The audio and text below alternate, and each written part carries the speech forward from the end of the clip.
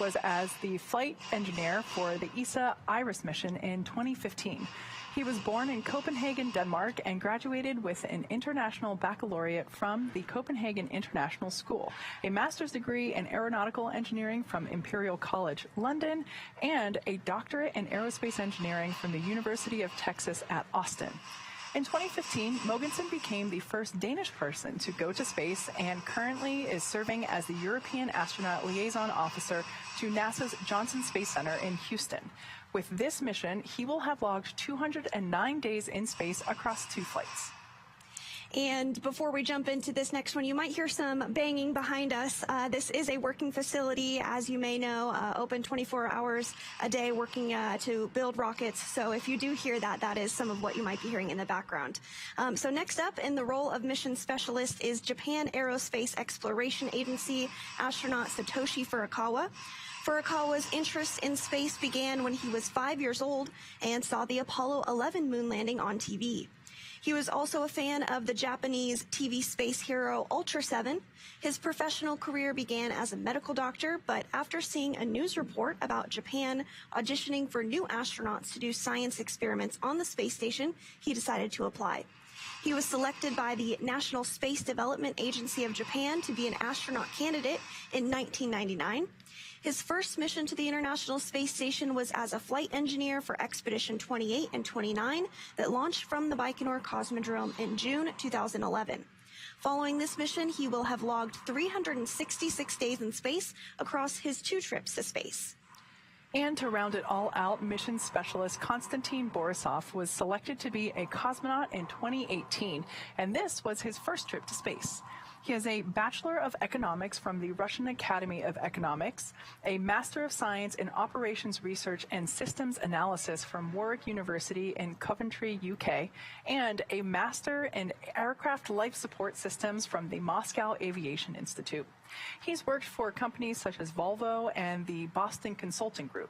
He is also an experienced freediving instructor and an international freediving judge. He will end this mission logging 199 days in space. Now, to prepare for upcoming events, the Dragon spacecraft is currently doing a couple of things autonomously, meaning automatically. It's isolating the thermal control system fluid loops from the radiator. This system is what will help keep Dragon, the internal temperature of Dragon comfortable for Jasmine, Andy, Satoshi, and Konstantin during reentry. Dragon is also initiating separation of the claw mechanism, which will terminate all the data, the power, and the fluid connections between the capsule and the trunk. As I mentioned earlier, at the base of the vehicle is where that heat shield is located, and that's where the trunk is currently connected. So we're going to jettison that trunk in order to prepare the vehicle for re-entry, as that heat shield is a critical component of that re-entry, given the fact that it's going to be re-entering through the atmosphere. The atmosphere is going to be doing a ton of that work, creating lots of heat and friction and helping to slow the vehicle down using that heat shield. So we want to get the trunk out of the way and separate it from the capsule.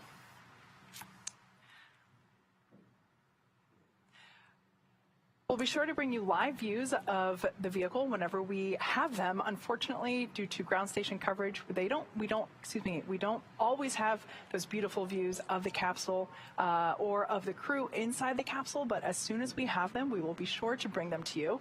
On your screen now is a live view of SpaceX Mission Control here, actually just over to the side of us, and that is where Dragon operators are stationed on console, monitoring and observing the crew and the vehicle to ensure that everything is going as planned. As I said, Dragon is doing several things autonomously, and these operators are monitoring those systems and those checkouts. So let's talk a little bit about the flight history of Dragon. So the development of Dragon for Crew started with the Dragon cargo spacecraft. Dragon was designed from the beginning for flying humans to space, so much so that even the first Dragon, like the one just behind us, had a window. Before we could fly humans, our teams implemented a number of design upgrades to make sure both Dragon and Falcon 9 were suitable for flying people, and then put both vehicles through thousands of tests to prove their safety. Dragon is capable of carrying up to 7 passengers to and from Earth orbit and beyond. It is the only spacecraft currently flying that is capable of returning significant amounts of cargo to Earth and is the first private spacecraft to take humans to the space station. Dragon is fully autonomous, which means that it can basically fly itself. But it also features full manual override capabilities just in case of an emergency. So taking a closer look at it, there you can see an animation. It stands at almost 27 feet tall from the bottom of the trunk to the top of the nose cone, and it's composed of 2 main elements: the capsule, which is designed to hold crew and pressurized cargo, which is the top half, and then the trunk, which is the unpressurized section there at the bottom half. The nose cone at the very top of the capsule protects the docking system and also the guidance navigation control system. The nose cone opens for docking and remains attached to Dragon, unlike the previous version of Dragon, and that helps towards our reusability efforts. So right now, that nose cone is actually open, as we have not yet closed it in preparation for the for capsule reentry. Dragon has a final burn to perform, which will be the reentry burn, where it will utilize, as Sandra mentioned earlier, the 4 forward bulkhead thrusters located at the top, and we can't use those if the nose cone is closed. So it's still open, and we'll close that after that burn is complete. Now, opposite of the nose cone is the trunk. It provides attachment points for Falcon 9, the Dragon capsule, and cargo. One half of the trunk is covered in solar arrays, and that helps to generate power while Dragon is on station. The other half of the trunk contains a radiator that rejects heat from the active thermal control system to space using SpaceX's new Pica tiling technology.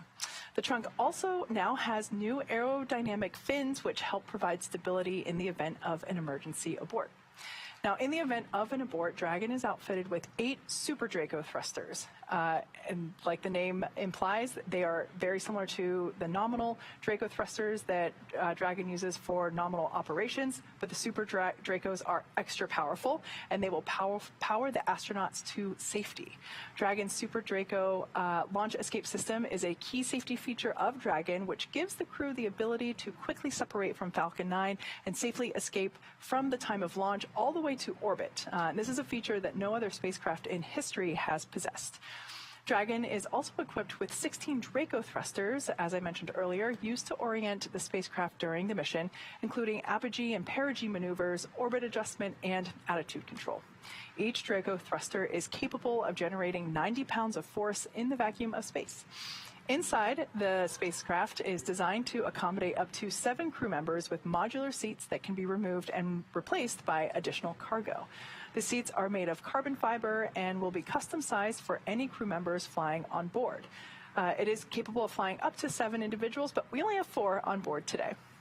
The control panel is centered between the pilot and the commander seats and consists of 3 touchscreen displays, allowing the crew to operate the vehicle and fly it manually. Once we get that onboard view of the Dragon capsule, we'll be able to see that control panel that, like I said, rests between the pilot and the commander seats. It's one of my favorite views that we get from crew missions because it makes you feel like you're inside the capsule with them. You can even see some of the telemetry and the visualizations on the screens.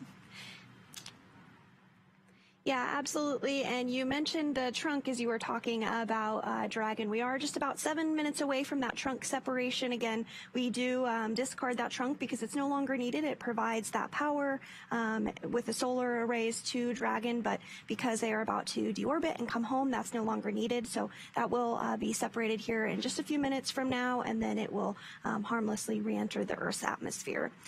So while we await that, let's talk a little bit about some of the science that Crew-7 participated in. Over the last 23 years, crews aboard the International Dragon SpaceX, deorbit sequence start in 5 minutes. For awareness, this will occur during a TDRS handover. The next SpaceX call will confirm nominal trunk jettison.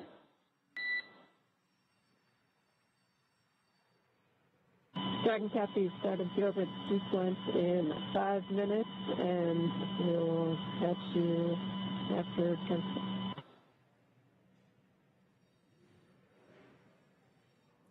And we did just hear those words from the Corps here in Hawthorne, California, up to Jasmine Mugbelly, the commander of Crew-7, letting her know and the Crew-7 crew know that everything is looking good. They're proceeding towards deorbit and reentry here, targeting that reentry at 2:47 a.m. Pacific time this morning off the coast of Pensacola, Florida. And they did mention TDRS. That's that tracking and data relay system. And as Kate was mentioning, we don't always have views of the crew on board Dragon or the International Space Station, just based off of some of the handover between satellites that occurs. So this is expected, but we'll talk to the crew once the trunk is successfully jettisoned. So continuing on to talk a little bit about some of the science on board Crew-7 that they helped to conduct. Over the last 23 years, crews aboard the International Space Station have completed thousands of scientific and educational experiments, and Crew-7 added to that growing number during their 6-month mission to the space station. One of those particular studies is called CIPHER, or the Complement of Integrated Protocols for Human Exploration Research. For longer journeys to the Moon and Mars, scientists are examining how extended time in space affects the human body. Astronauts on missions of various lengths can participate in an integrated set of studies that monitors their health before, during, and after missions. Results could play a pivotal role in ensuring the safety, health, and success of astronauts on deep space exploration missions. CIPHER began with Crew-7 and is continuing with Crew-8, which launched and arrived to the space station just last week. They also contributed to Sleep in Orbit, an investigation from ESA, or the European Space Agency. This study examines the physiological differences between sleep on Earth and in space. The stages of sleep are related to brain states and can be accessed based on the brain's electrical signals. Sleep in Orbit uses an earbud EEG device that measures the brain activity of astronauts during sleep. The device was developed in Denmark to easily wear without the helmet-like network of wires used for standard EEGs, making it less likely to interfere with sleep. Results could help guide development of measures to prevent or even mitigate poor sleep and its adverse effects, enhancing safety and improving work quality during missions. Additionally, controlling microbial growth in recycled wastewater is necessary to provide water that is safe for drinking and for personal hygiene, and to protect the integrity of life support systems for human habitation in space. Bacterial adhesion and corrosion studied how spaceflight affects the formation of biofilms, which are communities of multiple species of bacteria that adhere to surfaces. This investigation looked at the ability of biofilms to corrode stainless steel surfaces, similar to those in space station's drinking water system, and examined how well disinfectants cleared out those biofilms. Results could provide insight into better ways to control and remove resistant biofilms, and could contribute to the success of future long-duration missions.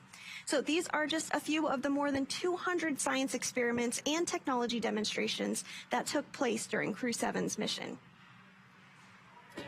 Now let's talk a little bit about the suits that the Crew-7 crew is wearing. They are iconic, they're gorgeous, and most importantly, they are safe. The suit's primary function is to protect the crew in the event of a cabin depressurization. If that were to occur, the suit would inflate to provide a habitable environment long enough for the crew to return home. The flame-resistant materials on the outer layer also protect the crew in the event of a fire. Custom-tailored, single-piece suit. This means that the helmet, gloves, and boots all remain attached. The helmet is made from a 3D printed nylon and has a visor that pivots open. The quick disconnect, or QD, on the right thigh mates to an umbilical on the seat. This provides air for ventilation, as well as a oxygen, nitrogen, or nitrox mixture for pressurization, and allows for the electronics to be connected all from a single location on the suit. A tubing network inside the suit delivers air to the neck and limbs to keep the crew cool while wearing the suit.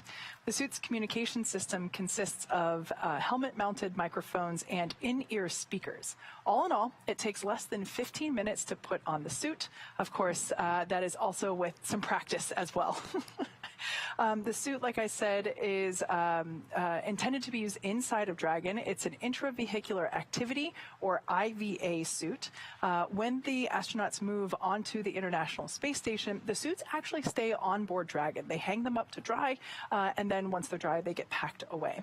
The astronauts will then use NASA's extravehicular activity, or EVA suit, when performing activities outside of the International Space Station, such as, of course, spacewalks. So a little bit of a difference there between the two suits. Very important difference, because they are certainly made for two different intentions. Yeah, absolutely. And just to jump in on the EVA spacesuits that you were talking about for those external spacewalks, we did have one spacewalk that occurred during Crew-7's mission for NASA, and Jasmine Mogbelli, the commander of Crew-7, conducted that spacewalk. It was her very first spacewalk, and it lasted 6 hours and 42 minutes. Wow, that is a long time for a first one, just to me, having never done one. Right, yeah, they usually are about, 6-7 hours or so. The limit on the time for a spacewalk is what we call consumables. So we often say that a spacesuit is like a mini spaceship. It has all the oxygen that the crew needs to breathe. It purges nitrogen. Everything that they need to live and work in the environment of the vacuum of space is contained inside that spacesuit. So they can't do that forever. Obviously, there's a limit to how long those consumables last, but typically they are around that 6-7 hour time frame. Very cool. So we just got word that claw separation is currently underway. That is on time. We did hear a call out indicating that it was going to begin at the 48-minute mark, and so it looks like that is tracking on time. The claw is where the umbilicals for the power and the telemetry from the trunk and its solar arrays are connected to the capsule. Once we are disconnected completely, the Dragon will be running exclusively on its battery power.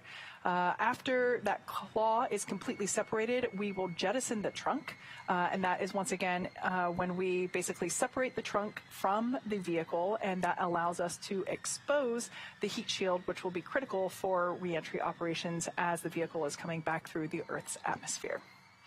That's right, and it looks like we're now just about 20 seconds or so away from trunk separation, so everything continuing to go really smoothly this morning, and then right after that happens will be the deorbit slew when the vehicle helps to orient itself to the proper position ahead of the deorbit burn, and we'll talk more about that as we get a little closer to deorbit burn now, about less than 5 minutes away from starting, so things really moving quickly this morning. Yeah, that deorbit burn is important because that is when the crew commits to that exact location.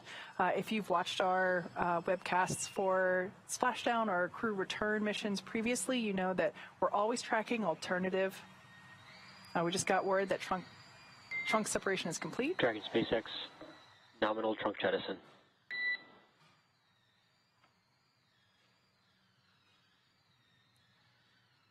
All right, good news there. Thought we might hear something back from the crew, but as mentioned before, there is a TDRS handover, meaning we're switching from one satellite to another of the tracking and data relay satellite system. So we might not hear anything back from the crew right now, but we got good news from SpaceX core Arthur Barialt that the trunk has separated, so the heat shield is exposed, and that trunk will naturally disintegrate as it also re-enters the Earth's atmosphere. And the trunk served its purpose by gathering energy from the sun through its solar cells and converting that to battery power. So since we separated the trunk, we can't generate any more new power, but we don't need to since we're coming home and Dragon has enough battery power already stored on board. Yeah. Like we said, once we have views of the crew inside the capsule, we hope to bring them to you due to ground station coverage. We don't have live views through the entire through the entire show, unfortunately, and we would love to see them just as much as you, so we hope to have those soon. But I can tell you that the crew is suited up and in their seats. They performed a leak check on those suits before we started the broadcast, and everything looked good with those. And so they're basically in their seats, buckled in with the safety harness, and everything. Actually, look at that. Ask and you shall receive. There we have our first views of the morning inside Dragon Endurance with our Crew-7 crew. And as you mentioned, Kate, they are suited up for this phase of flight. They do wear those spacesuits during some of the more dynamic phases of flight, for example, during launch and as they reach orbit, as well as docking, undocking, and deorbit and splashdown. And so we are seeing a view here in the center of your screen. That's Commander Jasmine Mogbelli of NASA.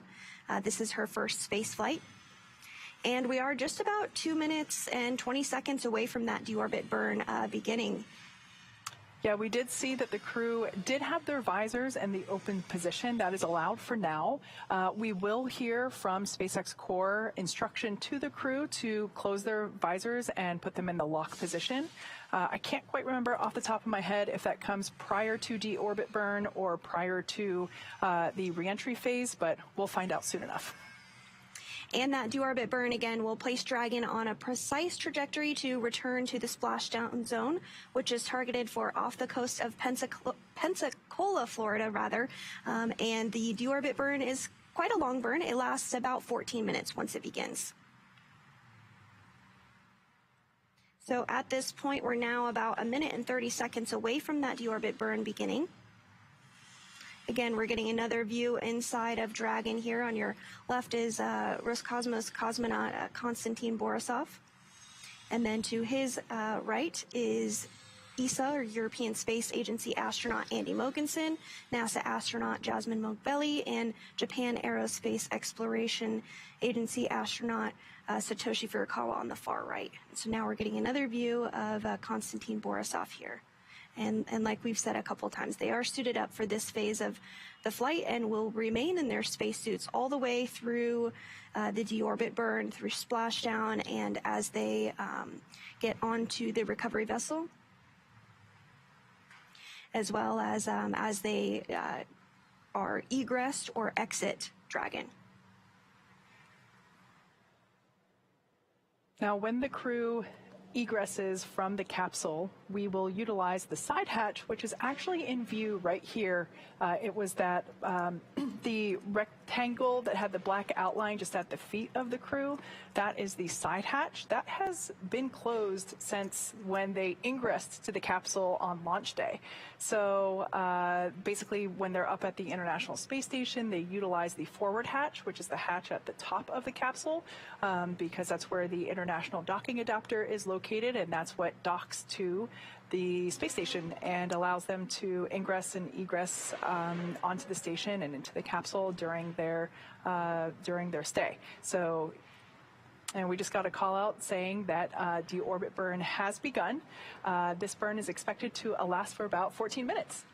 Yep, and just a quick recap here. Within the last 10 minutes, Dragon has jettisoned its trunk and initiated that deorbit burn just seconds ago, 20 seconds ago, and it is a little less than 14 minutes in all. So for these operations, NASA and SpaceX do closely coordinate with the United States Coast Guard to establish a safety zone to ensure public safety and for the safety of all those involved in the recovery operations, as well as the crew on board the returning spacecraft. Multiple notices regarding splashdown are issued to the mariners in advance and during recovery operations, and Coast Guard patrol boats are deployed to discourage boaters from entering the splashdown zones. So we do really want to stress to the public the need to respect this safety zone. Recovering a spacecraft from the water is a hazardous operation, and any other boats interfering increases the risk to the astronauts in the capsule, the teams working to recover them from the water, and the safety of those that come too close. So for the safety of the crew and your safety, we do recommend you sit back and watch, and we'll continue to bring you the best possible views of our astronauts' homecoming. Like I mentioned earlier, this deorbit burn is the last time that those 4 forward Draco thrusters will fire. Dragon Endurance has not yet entered the Earth's atmosphere. This deorbit burn is what will line the vehicle up and put it on its final trajectory to the landing site. Like we mentioned earlier, we're targeting just off the coast of Pensacola, Florida today. Right now, Jasmine, Andy, Satoshi, and Constantine are using their screens to keep tabs on the burn duration, the Draco thruster firings, and trajectory details like entry angle, capsule perigee, and how much distance remaining until the deorbit burn completes.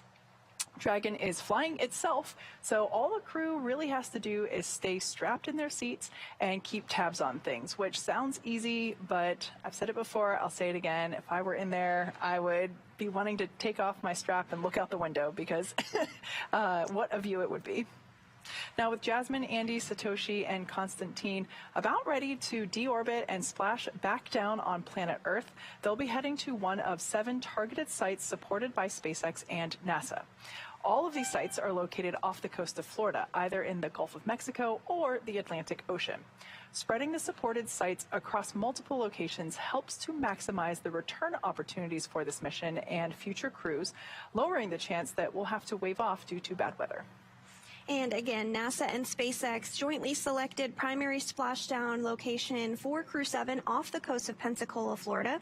This selection process works with a lot of different variables, including the space station's orbital trajectory, what landing sites are available and have favorable weather, how much free flight capability Dragon has for the trip home, and the sleep schedule for the returning crew members. And so all of those boxes were checked. Pensacola was considered prime, and we are hearing that the weather there is just perfect. The wave height is very minimal, so looking forward to see the crew splash down here in less than an hour. Absolutely. Now, in general, for return, we start calculating daily return options based off of the space station's current orbit and Dragon's capabilities to maneuver and line up for reentry. The time from undock to landing at the primary site can vary from less than 6 hours to more than 39. Getting home the quickest comes with some obvious benefits, but we always have to make sure that the crew is properly rested for dynamic operations, which prevents us from scheduling 20-plus hour days for them, thankfully. Trajectory and ballistics experts provide the daily opportunities that would line up with Dragon, would line up Dragon with the 7 landing zones and split them into what we call ascending and descending opportunities. Dragon uses its Draco thrusters after leaving station to execute a series of altitude-lowering maneuvers and to line up with the selected primary site. It can also change to different alternate sites while in free flight if sudden weather moves in, so that we need to avoid it. And weather is something, again, we're constantly looking at, making the final call to proceed about 2.5 hours before the crew undocks. Everything looking good, though. We are still continuing to target Pensacola. For the Crew-7 return, we looked at a number of weather items. Some of the obvious ones are no rain or chance of lightning in the recovery zone, both for the safety of the crew inside the capsule and the recovery teams on the water. We're also looking for wind speeds less than 15 feet per second, or about 10 miles per hour, and relatively calm seas so we can safely execute recovery operations, which includes landing a helicopter on the recovery ship to fly Jasmine, Andy, Satoshi, and Constantine back to Florida. Once Dragon began flying free today, we had a number of additional checkpoints to proceed towards the primary site, head to the alternative, or select a new zone based on real-time weather data. These checks happened all the way up until we're in the final hours before the deorbit burn, which is the last burn in the trip home and commits the Dragon capsule to re-entering the Earth's atmosphere. And again, that deorbit burn is currently underway. We're 5 minutes and 35 seconds into it, with just about 8 minutes remaining. Now, we are waiting to hear the call out for nominal burn to confirm completion of the deorbit burn for Dragon Endurance. As we mentioned earlier, when we have views of the capsule, we will bring them to you, but due to ground station coverage, unfortunately, we don't have them for the entire show. But the crew is in their seats, they have their suits on, and they are continuing to monitor Dragon as on its way back to planet Earth. It's like we mentioned before, it's heading to Pensacola, Florida, located in the Gulf of Mexico. On your screen now is a live view of Mission Control Hawthorne, where Dragon operators are standing by, monitoring Dragon's progress and reviewing activity and informing the crew of any changes necessary. And so while we await that deorbit burn to wrap up, we will talk a little bit more about an upcoming cargo flight to the International Space Station. Later this month, SpaceX's 30th commercial resupply services mission to the International Space Station for NASA is slated to lift off from the agency's Kennedy Space Center. SpaceX's Dragon will deliver new science investigations, food, supplies, and equipment to the international crew. NASA and partner research flying aboard the SpaceX 30 mission includes a look at plant metabolism in space and a set of new sensors for free-flying Astrobee robots to provide 3D mapping capabilities.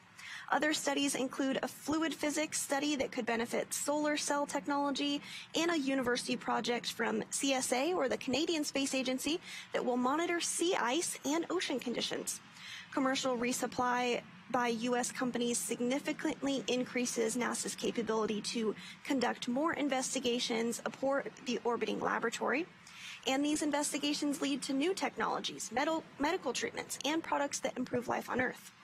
Other U.S. government agencies, private industry, and academic and research institutions can also conduct microgravity research through the agency's partnership with the International Space Station National Laboratory.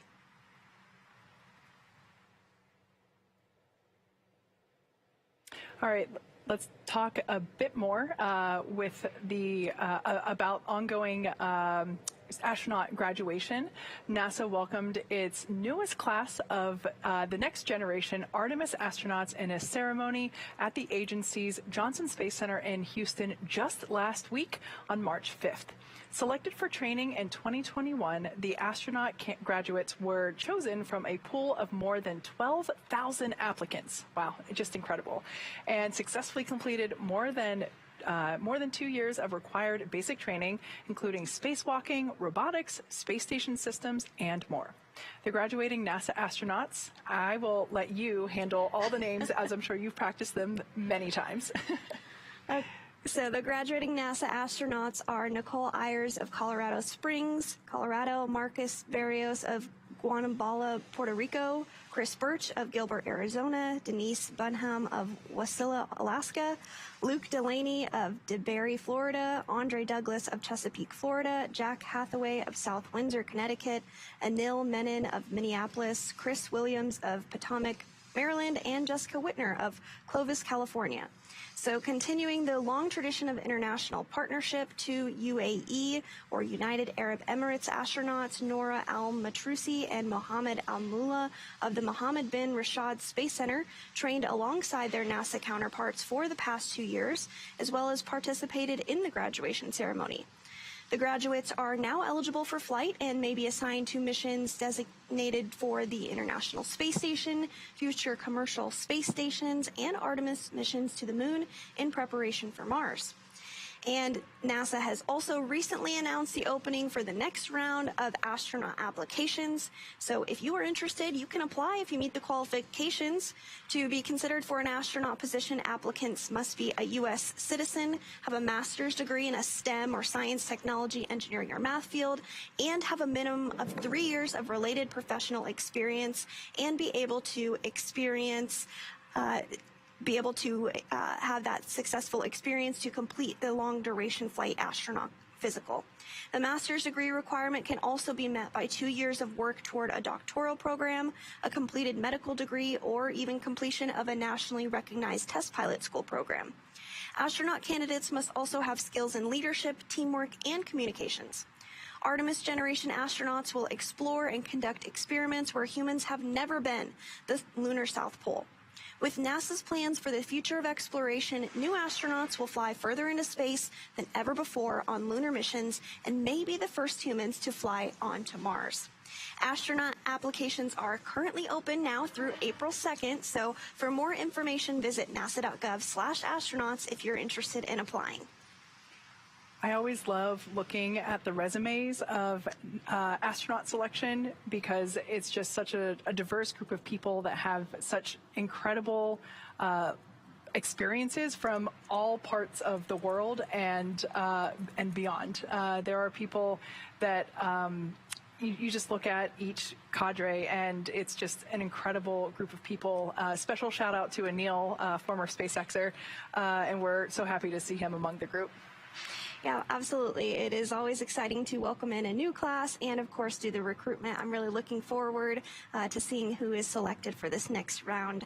So, again, if you're just joining us, we are awaiting the return of Crew-7 after their 6-month mission to the International Space Station, where they conducted science, research, and investigations, as well as participated in technology demonstrations.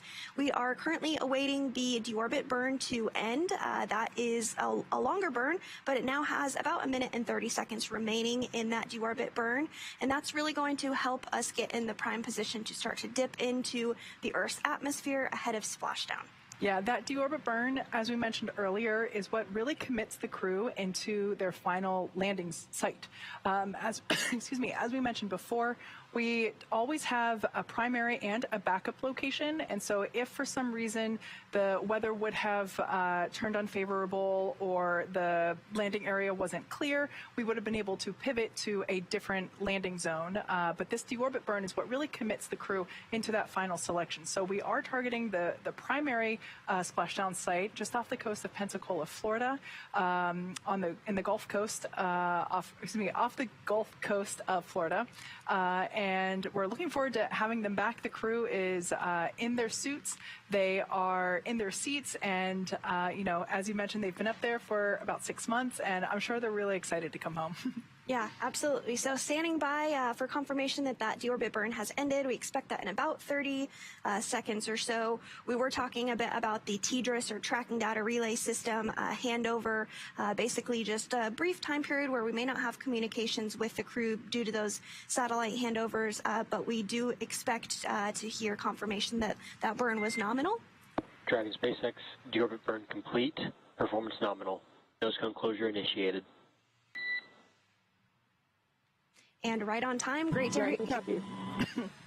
hear that deorbit burn was successful. Up next, we're going to close the nose cone, which, as I mentioned earlier, is still open as we were using those 4 forward bulkhead Draco thrusters in order to perform that deorbit burn. So now that that deorbit burn is complete, and as we heard, it performed nominal, which basically means normal, which is good news. And in the background, Dragon is going to work to currently inhibit those forward bulkhead Draco thrusters that we just used to complete the deorbit burn, ensuring it's safe to latch the nose cone shut for reentry. And that nose cone will remain shut all the way through splashdown after this point. Also, the vehicle has initiated the nitrox suit purge. This helps to keep Jasmine, Andy, Satoshi, and Constantine cool and comfortable during reentry. That reentry is coming up in about 20 minutes or so. At this point, again, the nose cone is closing to help protect the forward hatch for reentry.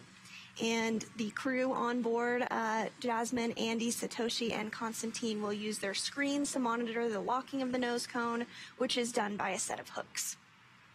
So just a couple minutes out from that nose cone fully closing.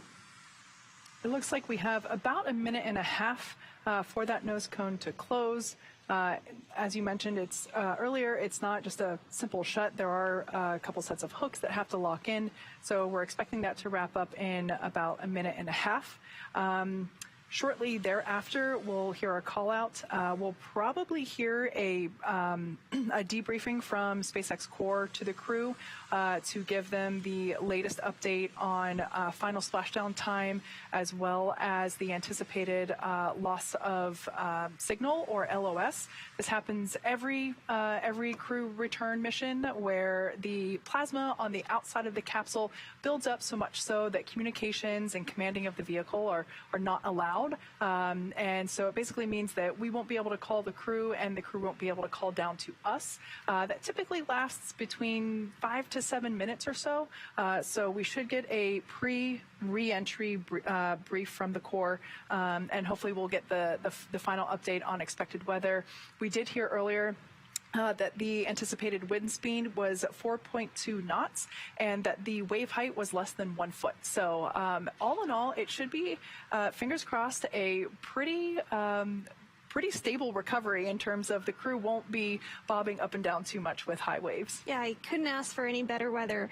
So again, we're standing by for that nose cone to successfully close. That has remained open since the crew launched all the way back in August. The nose cone is opened shortly after launch, and the reason it needs to open is because that nose cone actually exposes all of the docking mechanisms, the umbilicals, and how the Dragon attaches to the International Space Station, and then it ultimately becomes the hatch that the crew utilizes to float on board the International Space Station. So that has been open for the past 6 months, and right now we're working on that nose cone to be closed. We do expect that call out just moments from now that the nose cone was successfully closed. So we're going to stand by. Actually, we are now hearing that the nose cone has closed.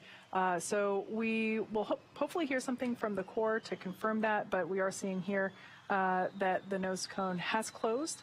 Now, as we begin the second half of entry, Dragon is now beginning to inject cooled nitrox or nitrogen-oxygen mixture into the suits that are worn by Jasmine, Andy, Satoshi, and Constantine. They receive this air. It's also important because they will be told to close the visors on their helmets, which means that they need air. So we're going to flow some of that nitrox air, which is the same air that you breathe when you go scuba diving. So it's cooled, it helps keep them comfortable, and also provides breathing air during the re-entry phase. Now, the heat shield, we talked about that before, and it's a critical component of the capsule because the external temperatures will reach about 3,500 degrees.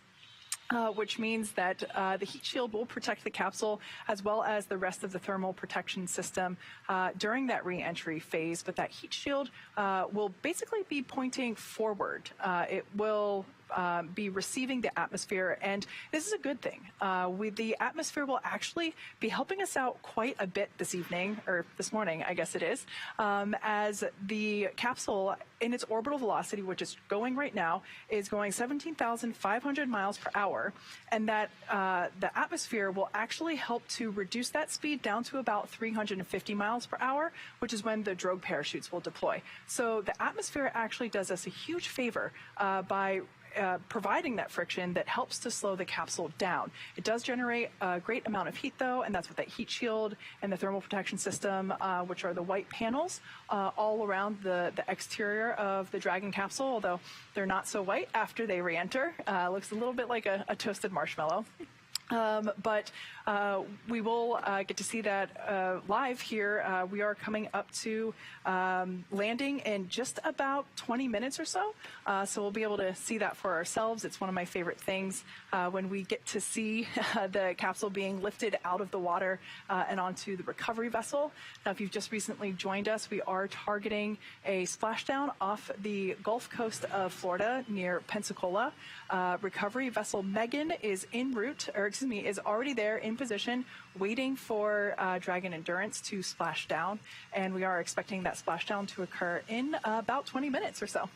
Yeah, we're targeting splashdown at 2:47 a.m. Pacific time. So the next major milestone that we are looking ahead towards this morning is EI, or entry interface, and that is when the crew begins to re-enter the Earth's atmosphere and do that slowing down portion, which is critical to help bring their speed down ahead of splashdown.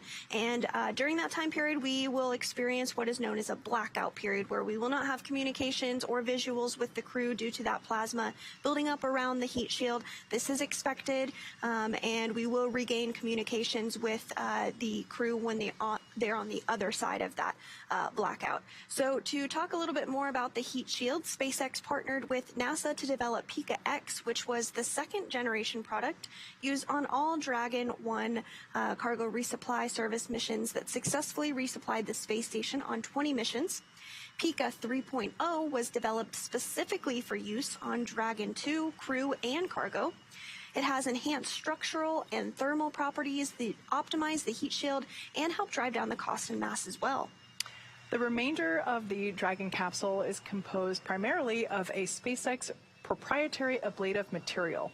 It's another class of thermal protection which is lighter weight versus Pika. SpaceX, nose cone secured for entry.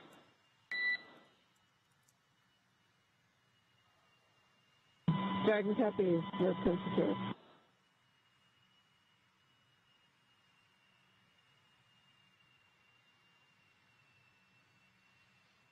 All right, just back and forth there with SpaceX core Arthur Berrialt. As I was saying before, the SpaceX proprietary ablative material is another class of thermal protection and is lighter weight versus Pika, and it helps protect the underlying composite structure during reentry in order to ensure that the structural capabilities are maintained, which is super important because we reuse these capsules. And while Dragon will experience temperatures well over 3,000 degrees Fahrenheit during peak re-entry conditions, the characteristics of the TPS thermal protection system coupled with the egress environmental control and life support system is the pressurized interior that will ensure that Jasmine Mogbelli, Andy Mogensen, Satoshi Furukawa, and Konstantin Borisov stay cool and comfortable during all phases of re-entry through Splashdown. After Dragon Endurance has re-entered the Earth's atmosphere, a series of parachutes will deploy to slow the crew's descent. First will be the 2 drogue chutes, followed by the 4 main chutes to guide Dragon to its first contact with Earth since launching in August of last year. Dragon will automatically deploy these parachutes when different pressure and positioning sensors on the capsule detect that they're at the right speed and altitude. The vehicle's velocity at drogue deploy is approximately 350 miles per hour, and those drogue parachutes do deploy at about 18,000 feet. Vehicle velocity when the main deploy is initiated is approximately 119 miles per hour, and those deploy at about 6,500 feet. And then vehicle velocity when they do splashdown is about 16 miles per hour. And that, of course, is at 0 feet. So those drogue parachutes, we mentioned before that the atmosphere does quite a bit of work in order to slow the vehicle down as it is re-entering the atmosphere. The drogue parachutes also do a tremendous amount of work. I want to give a special shout out to our Bloomfield, Connecticut site that manufactures our drogue parachutes, SpaceX parachutes. And I've seen the drogues in person, and it is incredible how small they are. Let me rephrase that. They look small on camera, but they're actually much bigger than I thought they were, and it's just incredible how mighty they are, even though they're not nearly as big as the main parachutes are. Like Sandra mentioned, they basically bring the capsule down from 350 miles per hour to about 119 miles per hour. So those drogue parachutes are important not just for stabilizing the capsule, but also helping to decelerate it even further. Now, after Dragon Endurance has re-entered the Earth's atmosphere, we were just talking about those parachutes. Those drogue parachutes, those will be followed by the 4 main parachutes to guide Dragon to its first contact with Earth since launching in August of last year. Dragon will automatically deploy these parachutes when different pressure and positioning sensors on the capsule detect that they are at the right speed and altitude. So we have a lot coming up in basically the next 10-15 minutes. Yeah, we're targeting splashdown about 25 minutes from now. That entry interface beginning in 10 minutes, about 11, I would say, actually, and then blackout about 12 minutes and 50 seconds from now. So it's going to start to really ramp up. But again, everything is moving along smoothly. We did have the trunk that separated successfully. The nose cone has been closed. We had the deorbit burn that was successful as well. So now we're just waiting for Dragon to dip down a little further into the atmosphere, that orbit to be lowered so that they can begin that entry interface portion of today's flight. Exactly, and that is expected. The crew knows, excuse me, the point of time in which that will occur, and typically we start to hear the crew hail back at us.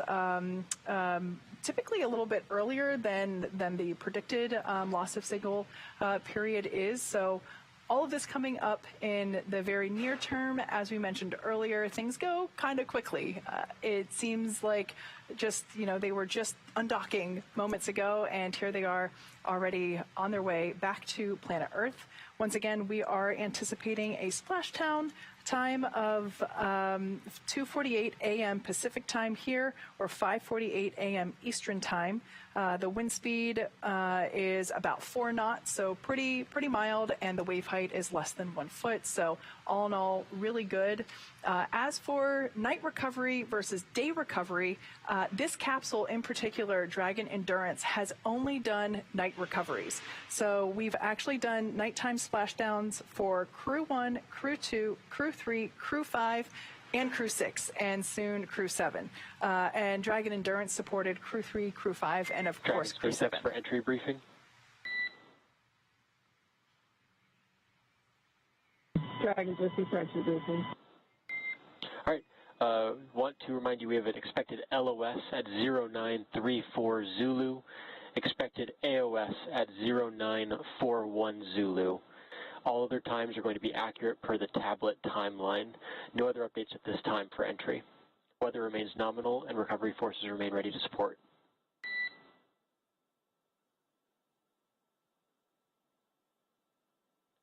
Dragon Captains, expected LS from 0934 to 0941. And copy on the weather and recovery forces. Good read back to us.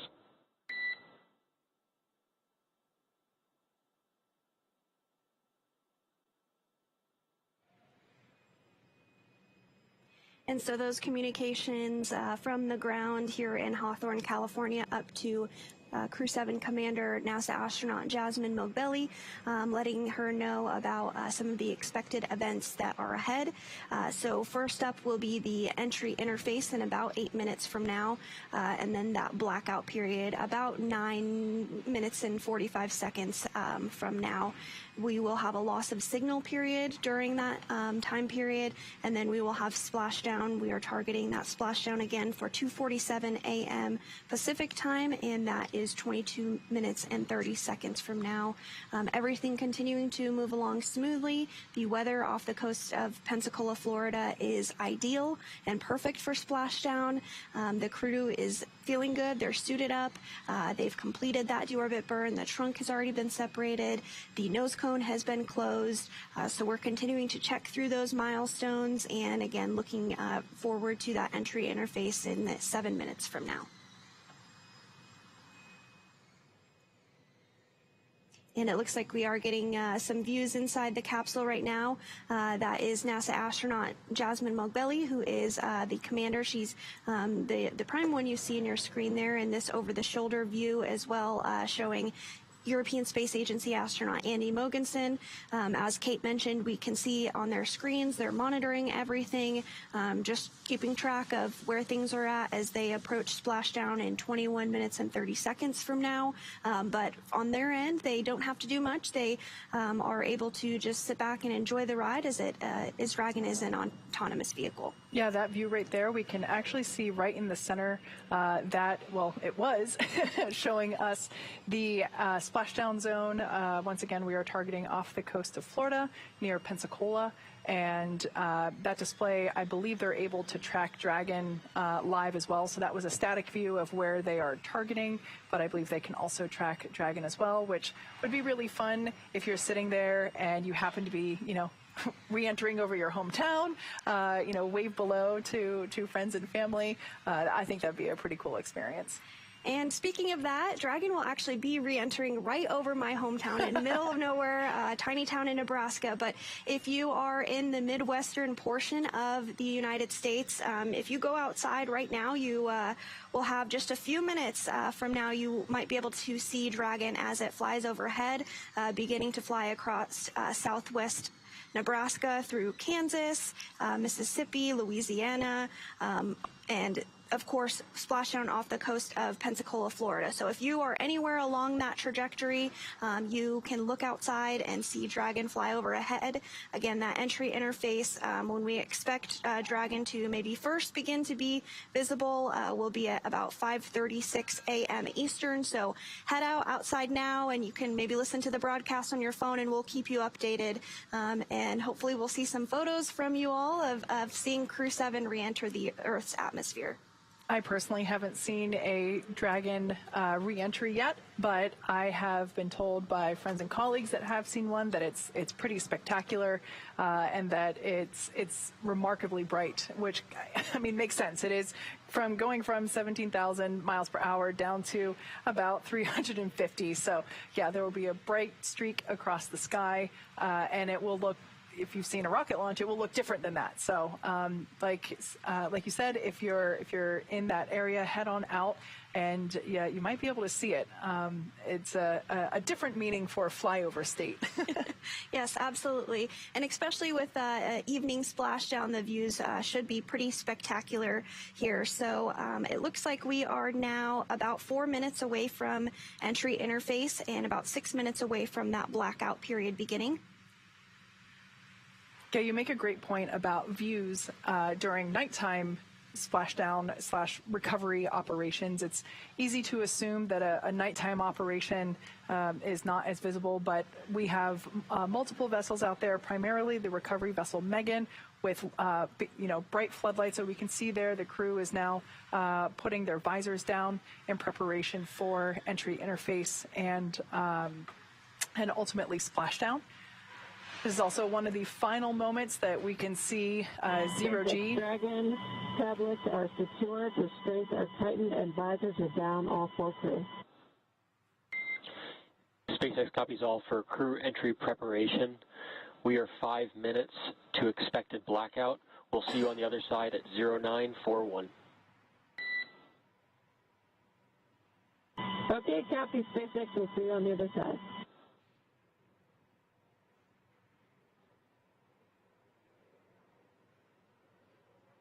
Okay, sorry, I was just going to say that was SpaceX core Arthur Berrialt letting the crew know that they're about 5 minutes out from that entry interface, and that we expect to get their signal back, also known as acquisition of signal, or AOS, at 0941 UTC, which will be 2:41 Pacific. So we should expect to hear Jasmine's voice once again. In about in 11 minutes from now. Math is really hard at this time of night, morning, whatever it is. Yep, absolutely. And we were just getting a view there of some of the stickers on board Dragon. Those indicate the other missions and the other crew that have flown aboard Dragon. So it's interesting to see more and more stickers fill up these Dragons as we fly more frequently. Again, we're about 2 minutes away from the entry interface beginning, 4 minutes away from the blackout. We will not have views of the crew or communications with them during that blackout period, but as the Corps mentioned to the crew just moments ago, we'll see them on the other side once they've re-entered the Earth's atmosphere and ahead of those drogue deploys and then the main. So again, if you are in any of those states that we mentioned, Nebraska, Kansas, Louisiana, Mississippi, Arkansas, head outside right now and you might be able to see Dragon streaking through the sky in just about 5 minutes from now. Pretty spectacular if you're up. It's something you don't want to miss.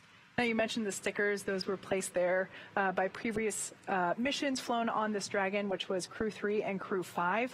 So that's a fun astronaut tradition that we have when they get to fly in Dragon. Another tradition is naming of the capsules. So since the beginning of the U.S. space program, astronauts have had the opportunity to name their spacecraft, starting with Alan Shepard naming his spacecraft Freedom-7 during the Mercury program. In keeping with this tradition, each of the NASA Dragon spacecraft astronaut crews have had the opportunity to select a name for their Dragon if it was the first mission for that Dragon. So Endurance was first flown on NASA's Crew-7 mission, which is the capsule today. NASA astronaut Rajachari announced the name Endurance ahead of the Crew-7 mission, which he served as commander. It has since flown on the Crew-5 mission and, of course, now the Crew-7 mission, totaling 3 flights for this spacecraft. A nice little timeline there for the different capsules that we have.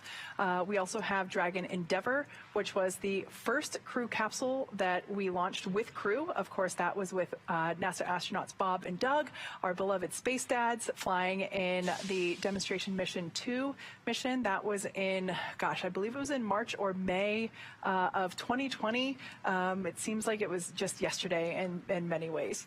And then we also have Dragon Resilience, which supported multiple missions, and Dragon Endurance that we have today, as well as Dragon Freedom. So all in all, 4 current capsules that are active in the fleet. And like you said, every time a crew flies in one, they get to put a mission patch on the inside of the capsule. And they also get to sign the white room of the launch tower right before they ingress into the capsule for their launch day. So we like our traditions. Yes, lots of traditions all around. We are about 30 seconds away from the crew beginning to first dip into the Earth's atmosphere, and we'll really be looking to the heat shield to do a lot of that work. And again, because of that plasma buildup that's going to occur, we are going to have a communications blackout with the crew during this time period, expecting that blackout to begin about a minute from now.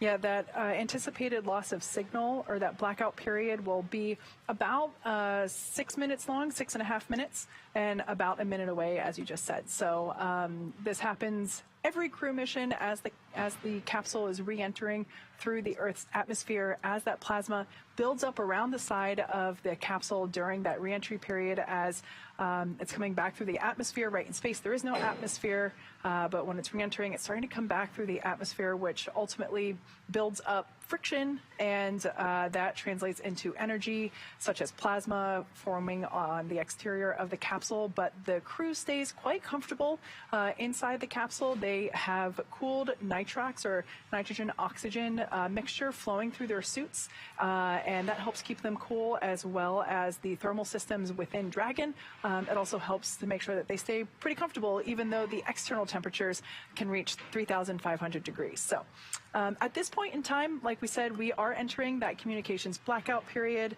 right now, actually. And this lasts about 6.5 minutes due to the plasma formation around the spacecraft, as I said. Now, during this time, no vehicle telemetry is received by Mission Control or the recovery team, and no external commanding of the vehicle or voice communication is possible. But as a reminder, Dragon is designed to fly itself. During re-entry, the vehicle will be slowing down from an orbital velocity of about 17,500 miles per hour. The top temperature that Dragon will experience upon re-entry is about 3,500 degrees Fahrenheit, and we do expect this blackout period to last for another 6 minutes or so. We are expecting to hear back from Jasmine at 0941 UTC or 2:41 a.m. Pacific time, and sometimes we actually acquire that signal earlier than anticipated, so we might actually hear from her a bit sooner than that. And this is my one last plug, because it does not always re-enter over the United States. If you are in those states we've mentioned several times, go now. This is literally, you have like 30 seconds, so sprint outside and go and see it. We are very much so looking forward to seeing the crew splash down and seeing them re-enter from our side, but it's not going to be the same view, certainly, as what you all will have. So I hope some of you are out there looking up and enjoying the view for us. Absolutely. Now, we do hope to bring you views from a thermal tracking cam that we hope to have once the capsule is visible. I believe the WB-57 might be on the prowl tonight, and hopefully we will also be able to bring views. We have cameras located on our recovery vessel, Megan, which is in place awaiting splashdown. It's about a mile or so away from from the splashdown site, and so we'll also have cameras there. So as soon as we have something to bring you, we certainly will. Once again, the capsule is going from orbital velocity about 17,000 miles per hour down to a speed of about 350 miles per hour. At that point in time, the drogue parachutes will deploy. Those are the smaller parachutes that help to stabilize the capsule and help decelerate it even further, down to about 119 miles per hour. At that point in time, and that's roughly at about 6,500 feet above the ocean surface, the main parachutes will deploy. And once again, we will hopefully bring you views once we have those. And then, of course, once those main parachutes deploy, it's just a few seconds. Excuse me. It's actually more than a few seconds because it's several thousand feet off the ocean floor. Ocean surface, excuse me. But ultimately, those main parachutes will help to decelerate the capsule down to about 15, 16 miles per hour when it ultimately splashes down. And we are expecting that splashdown time to occur at 5:47 a.m. Eastern Time, 2:47 a.m. Pacific Time. Yep, now less than 10 minutes. And then once splashdown occurs, we'll continue to walk you through all of the recovery operations and step through those together and explain what you're seeing on your screen. But it really is a testament to all the hard work and the folks that are pulled together to do these recovery operations. As you said, the boat was staged earlier this evening, and everything is set up and ready for Crew-7 to splash down 9 minutes and 30 seconds from now. We expect that acquisition of signal, that blackout period, to end in about 4 minutes or less from now. Again, as you mentioned, we might begin to hear the Corps start to call out to the crew to see if they've regained communications with them yet. Sometimes it happens a little earlier than we expect, sometimes a little bit later. All of that is normal. It just is dependent upon when we regain communications with the crew. So again, we're expecting that acquisition of signal in about 3 minutes and 30 seconds. And it looks like we are getting our very first view of Dragon there on your screen. It is streaking through the sky as it continues to re-enter the atmosphere.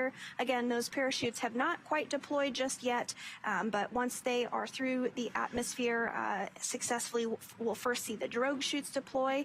We're targeting 2:43 a.m. Pacific for that, and just seconds later at 2:44 a.m. we'll see the main chutes deploy, and of course splash down at 2:47 a.m. Pacific off the coast of Pensacola. Yeah, this view is a thermal view, tracking cam from NASA's WB-57 plane. I always love seeing this come through because just the brightness gives you a good idea of, and it will start to get dimmer and dimmer as we get closer to the drogue parachute deployment. This looks like it is a live view coming from Megan, which is the recovery vessel positioned a safe distance away from the anticipated splashdown site. I believe this is the tracking cam, not thermal, more, I'm not sure the right way to describe it, but it's a live view camera, but adjusted for the darkness of the night sky. So that's why the pixels on the camera might look a little wonky there. And even from this view, it's just spectacular. So amazing to see. We are expecting the acquisition of signal to be about 2 minutes from now, and splashdown, again, we're less than 10 minutes away from that, 7 minutes or so away from splashdown of Crew-7 to wrap up their 6-month science and research mission to the International Space Station.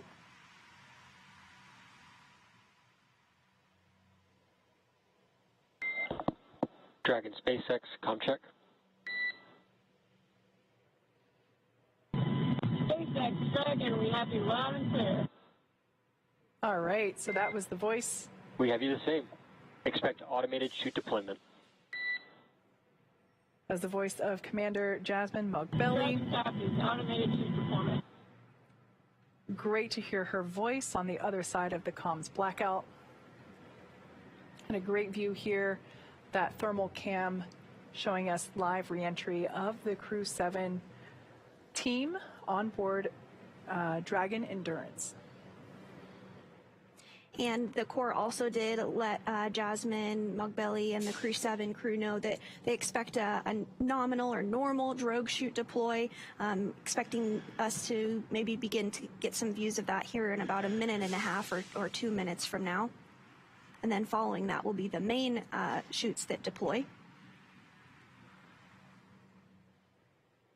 Continuing to get some really incredible views of Crew-7.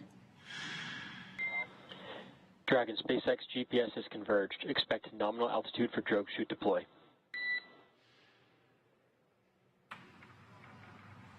All right, good news there. That's an indicator that we can expect the drogue parachutes to release about the 350 mile per hour speed, or about 18,000 feet above the ocean. As I mentioned, the streak becomes dimmer just prior to the chute deployment. This view here is coming to us from our recovery vessel Megan, which is the large vessel that will make its way out to the capsule and ultimately pick it up out of the ocean and place it in the nest on board. Now we should see the Dragon, drogues pop out SpaceX brace here. for drogue window.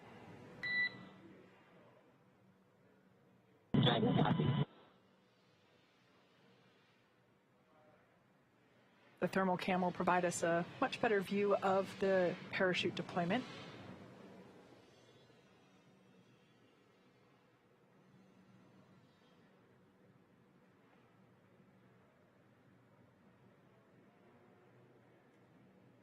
So we are standing by for those drogues to deploy.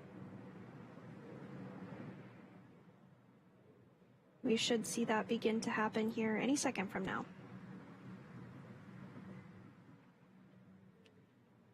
Tracking to about 15 seconds until drogue deploy.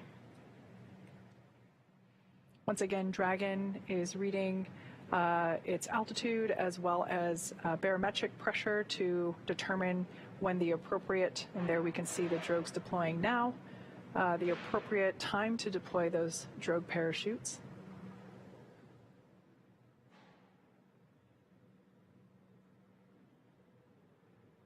And so these drogue parachutes do help to stabilize and decelerate the vehicle ahead of the mains being deployed a short time after.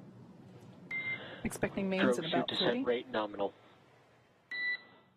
All right, that's great news there, indicating that the rate of deceleration with the drogue chutes is as expected. The main parachutes will deploy next. That will occur around the 6,500 foot mark above the ocean surface. And at that point in time, the capsule will be traveling around 120 miles per hour, and we can see those main parachutes deploying now. Those drogue parachutes will land in the ocean, and hopefully we will be able to recover them, but they kind of sink quickly sometimes, so the recovery teams will go out and try to recover those drogue parachutes for reuse on future cargo missions. We can see here. Main chute descent rate nominal.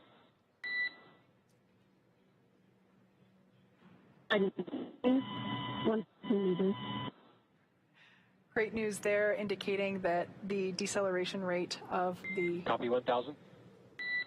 So at this point in time, Jasmine is now transitioning into calling out Dragon's altitude. Beautiful thermal view there of the capsule and 4 healthy mains.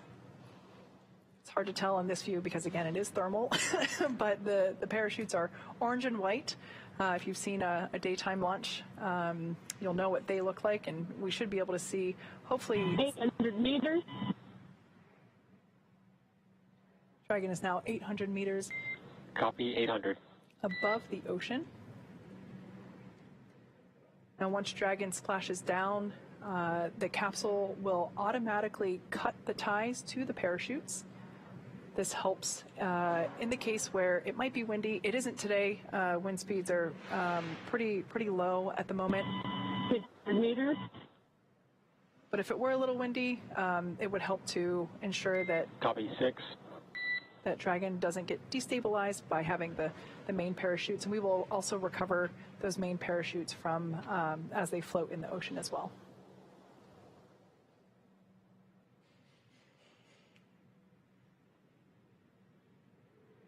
And standing by for that splashdown, now about a minute away from that or less. 400 meters. 400 meters is what Jasmine just called out. So the next call out we'll hear is for 200 meters, and then of course splashdown. So continuing to get great views of 4 healthy mains, as well as the Crew Dragon with 4 astronauts on board.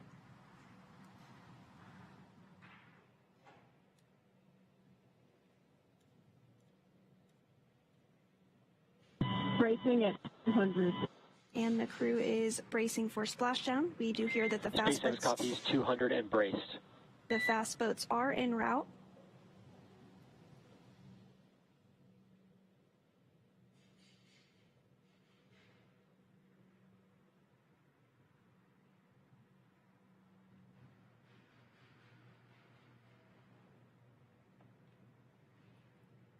Standing by for splashdown.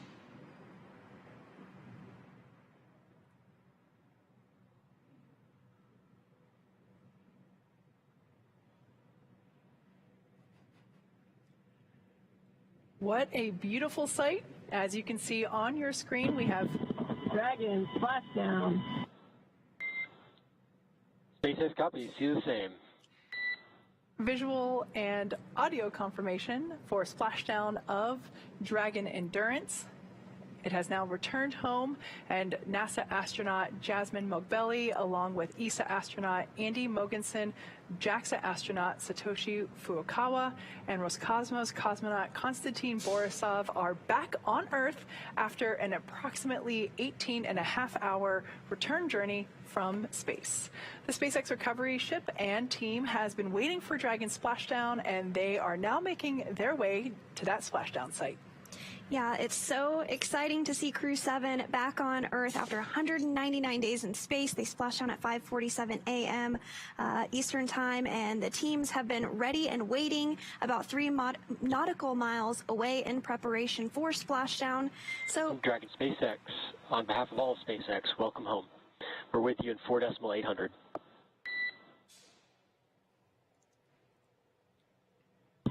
SpaceX is in Stardust.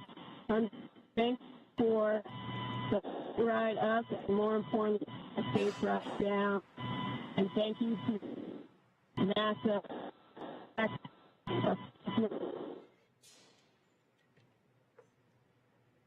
to be back on planet Earth.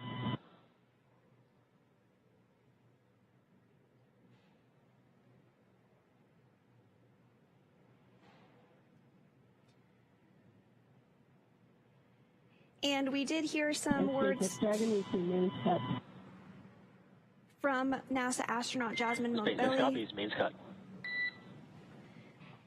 We didn't quite catch them all, but of course the sentiment was her thanks for the folks that have helped supported their mission and ensured that they got back home safely on Earth. You can see that the sea is really quite smooth. It doesn't look like it's too choppy at all. And we also did hear the confirmation that the drogue parachutes were successfully cut as expected. That is something that happens in the recovery process here. What we're looking at right now is a thermal image, and once we are able, excuse me, let me rephrase that. Once the recovery vessel is closer, I think it's stable 1. Copy, stable 1. so that was just Jasmine reporting on Dragon's position for splashdown. This orientation is known as stable 1, as we've seen in all of our Dragon splashdowns. But once Megan gets closer, recovery vessel Megan gets closer to the capsule, we'll be able to have not thermal, but just regular views, because those vessels that are on its way, the fast boats, as well as Megan, have lights and bright lights at that. And so we'll be able to see better views of Dragon once the recovery vessel gets a little bit closer. But that takes several minutes to complete, as the capsule, as the recovery team has been waiting 3 nautical miles away from the splashdown site. So it'll take a few minutes for Megan to chug along over to recover the Crew-7 team.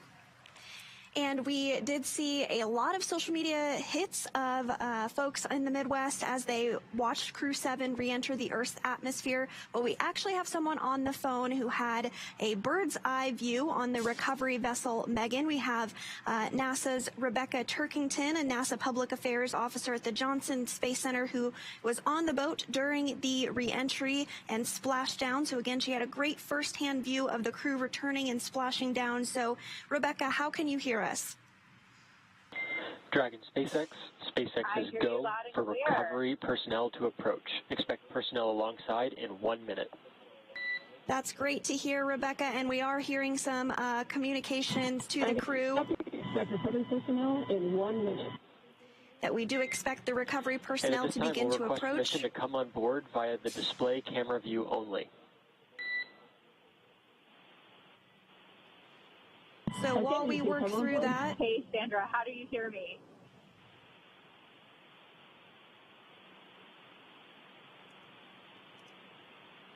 And Dragon wanted to come on board. Sandra, all families if you'd like.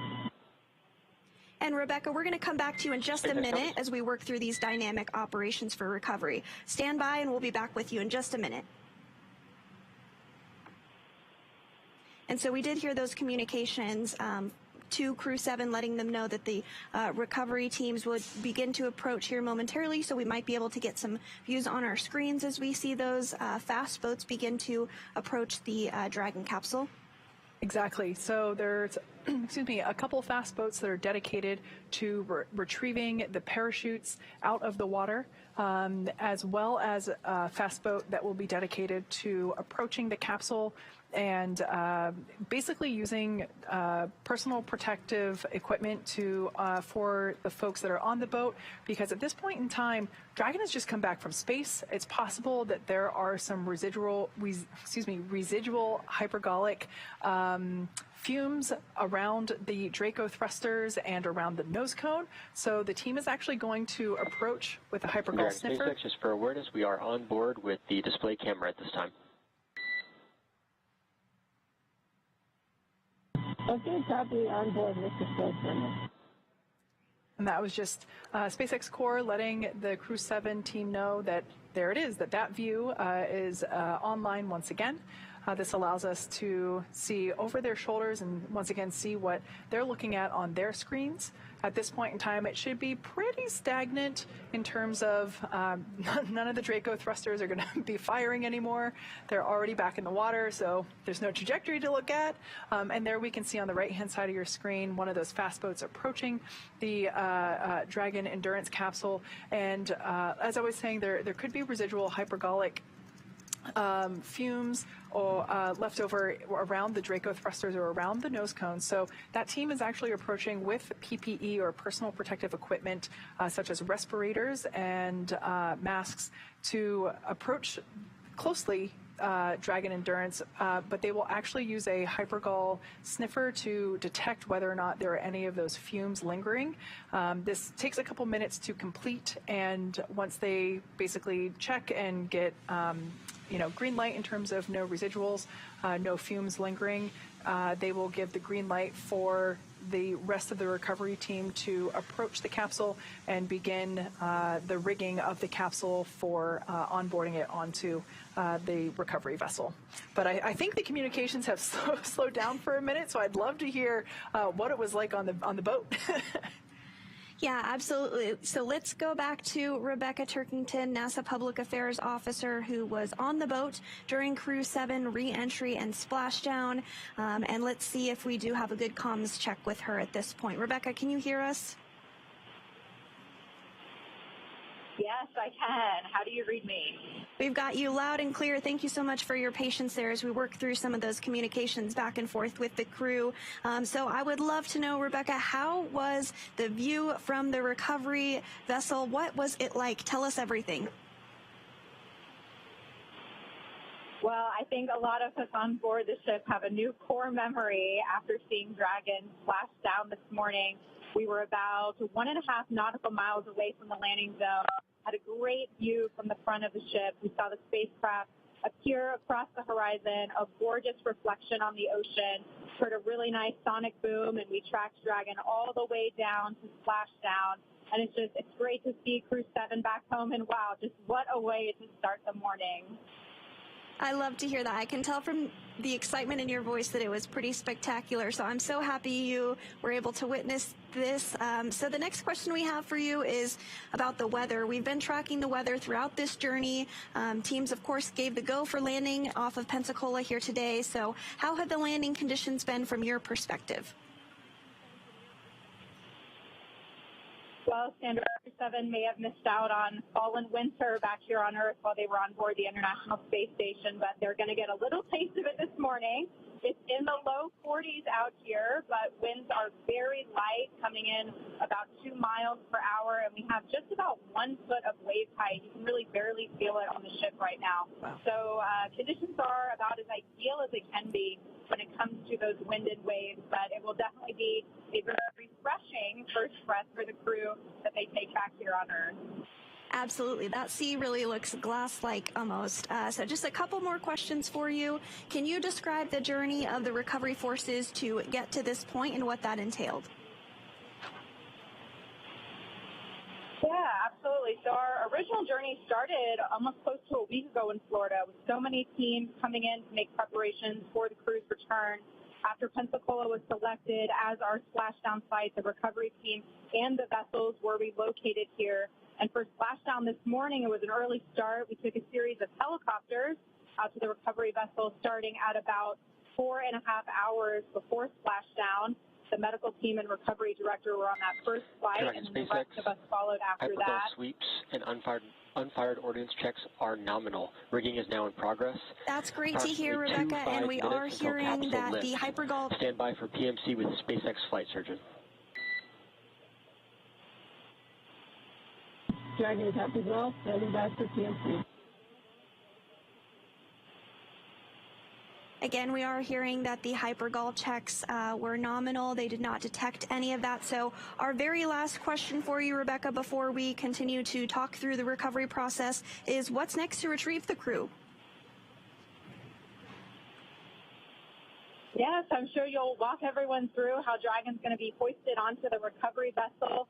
After the crew has egressed the vehicle on the ship, they will head over to the med bay where they'll get checked out by our medical team, and they'll also start to take off those white dynamic spacesuits. And after their medical checks, they will board a helicopter and head to the airport where a plane is waiting to take them back to Houston to begin their post-flight period. I also wanted to mention that the crew is not the only ones on board Dragon. We also have really important cargo and science from experiments that are going to deliver benefits for people back here on Earth. So the cargo team will also start working this morning through the rest of the day to inventory and process those high-priority cargo items. Some teams are going to come in here to Florida to pick those up, and then others we are going to ship out to various national centers. So it's just been such a beautiful splashdown this morning, and so happy and proud to be here. And with that, I'll turn things back over to you at Hawthorne. Well, there you had it, a firsthand experience of what it was like to witness Crew-7 splash down off of Pensacola. Thank you so much for your time, Rebecca. That was Rebecca Turkington, NASA Public Affairs Officer at the Johnson Space Center in Houston, Texas. All right, so as you can see there on your screen, that's a live view on the left-hand side inside Dragon Endurance. On the right-hand side is thermal cam tracking the recovery operations. Dragon SpaceX com check on Dragon to ground public. We've got you loud and clear. All right, have you the same. I'll be back on board with updates as we get closer to capsule lift.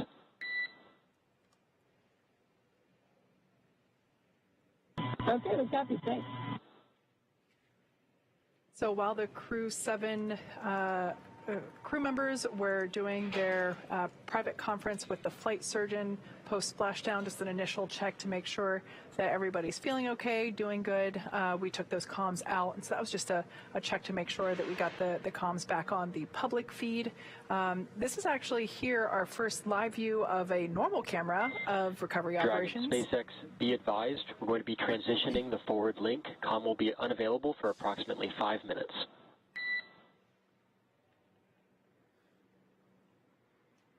Okay, Dragon copies. Cab will be unavailable for approximately 5 minutes. So at this point in time, the recovery team is kind of split in half. Half of them are located on the recovery vessel Megan, which is the location from which we were receiving that camera view that we just had previously. This one is obviously coming from inside the Dragon capsule. But the other half of the recovery teams are in those fast boats. They've been tasked with retrieving the parachutes from the water, as well as performing the safety checks post-splashdown. Once again, those were basically performing checks to make sure there weren't any hypergolic or pyrotechnic residuals, which, obviously pyrotechnic could be dangerous for explosive reasons, but hypergolics are incredibly poisonous if you breathe them. So we weren't able to see it super clearly on the screen. However, the crew out there had personal protective equipment to ensure that they were breathing, clean air while they were performing those checks. Those sweeps we heard were nominal, so that was the green light for the other portion of the fast boat crew to approach. And there is actually a SpaceX recovery team member crawling around the capsule at this moment in time. Hopefully we can get that view back momentarily. It looked like there might have been something in the way of the camera previously, but when we have that view back, we'll bring it to you. But there's an individual responsible for basically securing the harnesses around the capsule itself. Those will be used to lift the capsule out of the water and onto the recovery vessel. But of course, those straps have to be put in place by hand. So there's somebody, actually you can, I think that was actually Jasmine's hand that we saw in the shadow. I thought maybe we might be able to see the the shadow of the individual crawling around the capsule through the window. But yeah, there's somebody actually crawling around to place those harnesses in the correct position and secure them. There's a number of harnesses that are required as the vehicle itself is quite heavy, and once those are all in place, we will lift the vehicle up into the recovery vessel using hydraulic lifts, and that will basically put the capsule onto the vessel in a nest, which is movable. We basically plop the capsule into the nest on the aft end of the vessel, and then we translate, or we pull that nest forward so that the side hatch is at the unloading platform, which of course is where we will see the crew egress from the capsule. Now we can actually see that side hatch where they're about to egress from there at the bottom center of your screen. It's the item there that is in a black outline. Pardon me. That side hatch is the same hatch that they used to ingress.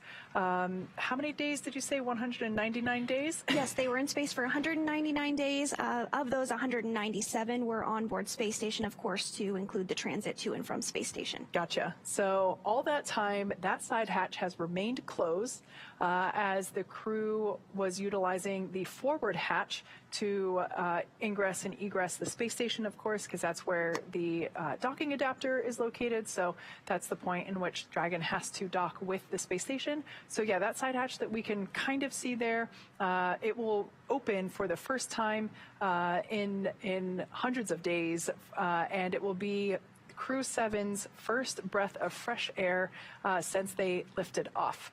That side hatch, of course, goes through multiple checks while it's still on the ground, and it obviously is not intended for use while it is while the vehicle is on station. Yeah, absolutely right. And if you're just joining us, it's been a busy but very exciting early morning for us here in Hawthorne. Crew-7 splashed down off of the coast of Pensacola, Florida at 2:47 a.m. Pacific time. The crew is still in the capsule awaiting to be fully recovered while the team works through that. They'll eventually, as you were discussing, Kate, be moved onto the boat and be able to get out of the hatch that is directly in front of them. But just some quick facts facts about the Crew-7 mission. As we said, they spent 199 days in space total. Of those, 197 were spent on the International Space Station. They completed 3,184 orbits of the Earth and traveled more than 84,434,000 statute miles around the Earth, which is just a massive number when you think about it.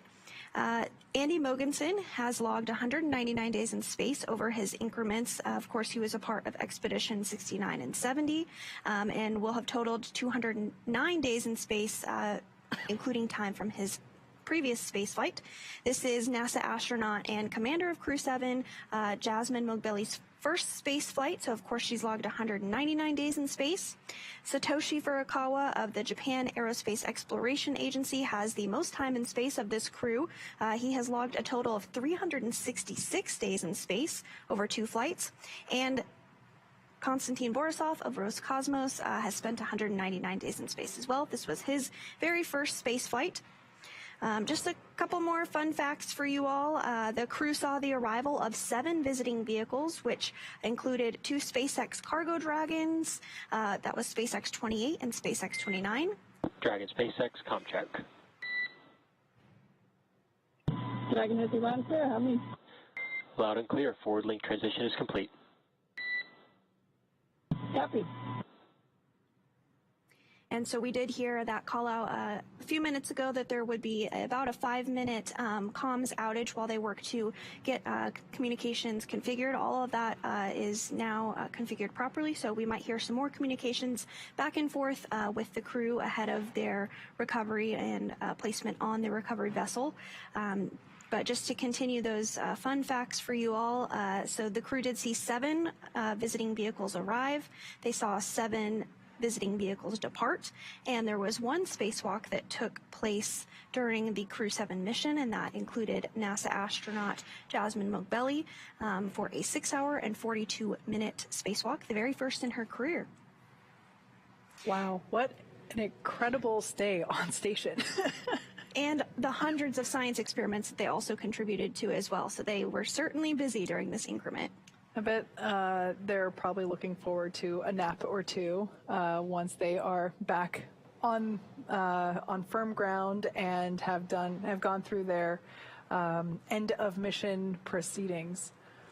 Yep, absolutely. And once they are successfully on the recovery boat, they will take that helicopter back to Florida since they splashed down off the coast of Pensacola, and then they'll ride in a plane back to Houston and complete some additional medical checks, some rehabilitation, and then for both Satoshi and Konstantin, they'll fly back, and Andy as well, they'll fly back to their respective countries. This was the very first mission, actually, where every single seat is occupied by a member from a different space agency. So that's exciting to see as well. Very cool. Now, on the note of recovery after performing a long duration space flight, we will be assisting the crew members outside as they egress through the side hatch. This is standard procedure for NASA crew missions, because they have been up there for an extensive amount of time. And of course, the body changes while you're in microgravity. Dragon SpaceX rigging is complete. Approximately 5 minutes until capsule lift. All right, so that's great news there. Dragon copy, about 5 minutes to lift. So you can see the recovery platform there in the foreground of this particular view. That is exactly where the crew will ultimately be assisted to.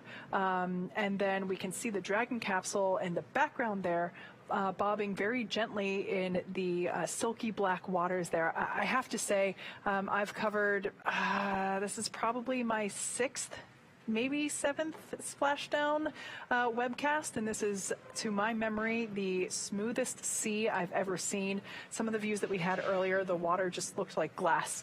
The waves are so calm. So it's great to see. Obviously, those make for easier, quicker recovery conditions. We did hear about a minute ago that we're 5 minutes out, so now 4 minutes out from lifting the capsule. There is a hydraulic lift there at the back end of the capsule. Oh, there's a great view of it there with our recovery team members positioning the hydraulic lift into place. The team member that was on the capsule, I think they may have jumped off already. Yeah, it looks like the fast boat is departing. So that's always one of my favorite, but also like terrifying moments to watch, is that SpaceX team member with, oh, actually, no, they're still there. So the area where they're standing is actually the bay where the main parachutes are packed. So all 4 parachutes are packed so tightly, they fit back there into that bin you could think of. So that SpaceX recovery team member is doing the final preparations for the harnesses there on Dragon Endurance, which will be basically hooked onto by the rigging. We can see that hydraulic lift now being lowered. Once everything is attached, we will see that individual that is on the capsule jump off into the water. And of course, we don't want them to be on the capsule while it is being translated up and onto the vessel for obvious safety reasons. And Dragon will remain in the nest during the crew extraction and then for the journey back into port. So we'll stand by for that lifting to happen just a couple minutes from now once they get everything successfully secured. And so I did just want to jump into, we were talking a bit about the crew and how they would be helped out of the capsule, and this is a very standard procedure for NASA. Dragon SpaceX, brace for capsule lift. Dragon copy, braces for lift. And so we will see that individual jump off the capsule here in just a second, and then the capsule will be lifted onto the recovery vessel. I like to think of this as the SpaceX swan dive. And there we can see jumped in and is now making his way over to the fast boat where his SpaceX recovery team members will pull him on board just like that. And now don't blink because the lifting of the capsule takes just a matter of seconds. It's quite smooth and happens rather quickly. Like you were saying, we're going to lift that up out of the water and place it in the nest. That nest will then get translated to the recovery deck, and there we can see Dragon Endurance now being lifted out of the water using those hydraulic lifts. Swinging a little bit, but it will be centered using the tethers and then placed into that nest once centered.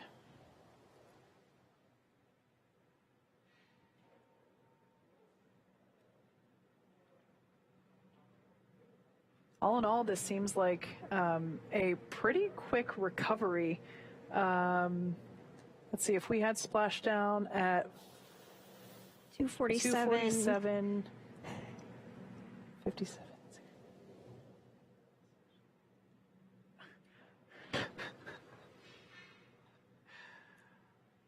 I don't want to call this for sure, but this definitely feels like one of the fastest recoveries I've ever been a part of. SpaceX, welcome aboard the recovery vessel. Recovery personnel are now completing final checks and stand by for translation to egress platform. Dragon copy.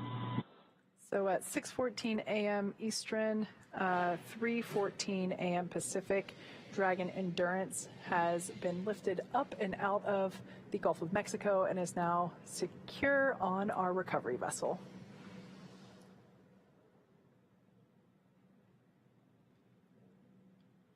And so next up we will see Dragon appear to slide forward as it gets a little further in on the recovery vessel, and then the team will work to open up that hatch and get the crew out. Again, we do expect the crew to be assisted in getting removed from the capsule because they have been aboard the International Space Station for the past 6 months. Even though they work out for a couple hours a day to maintain bone and muscle health, the adjustment back to the 1G environment on Earth can be something that takes a little getting used to. So as a safety precaution, we always do just help any of our crew members returning from space out of the vessel. So again, we're about 30 minutes or so since we splashed down, or since Crew-7 rather splashed down off the coast of Pensacola, Florida. They're already on the recovery vessel, and we are just awaiting the next steps in the process in order to get the crew out safe and sound.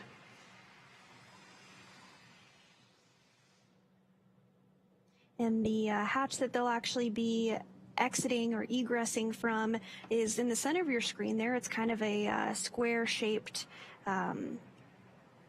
it's a square-shaped hatch there, and we'll see the teams install a bit of hardware around the edge of the hatch once they get it open to help protect it, and then we'll see the crew come out. But we also will see the footrest get removed to give a little more space for the crew as they work through those recovery operations as well.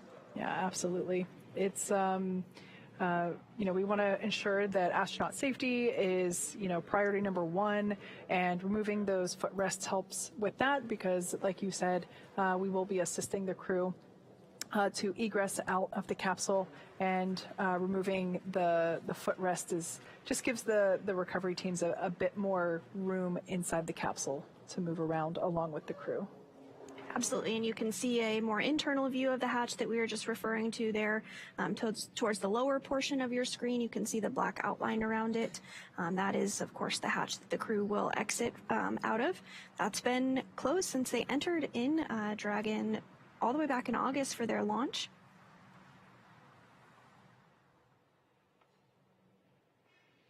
For those of you that have just recently tuned in, we had an on-time splashdown of Crew-7 at 5:47 a.m. Eastern, 2:47 a.m. Pacific, and just 3 minutes ago, the Dragon Endurance capsule, was lifted up and out of the water and into the nest of the recovery vessel.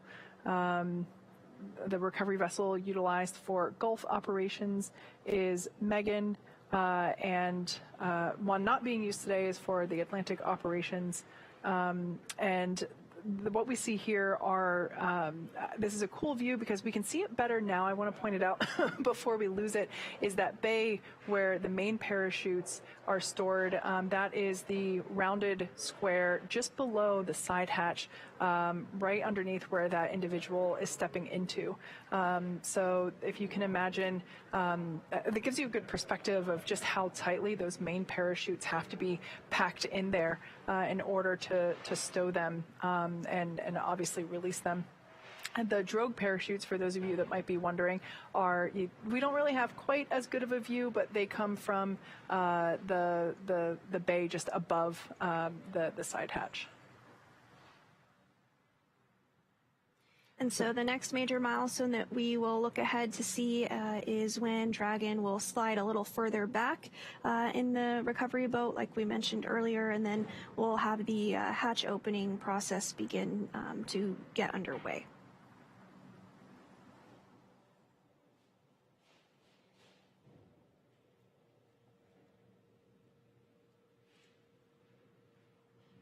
So again, everything continuing to go really smoothly this morning following a splashdown at 2:47 a.m. Pacific of Crew-7, completing their 199-day mission in space, 197 days aboard the International Space Station.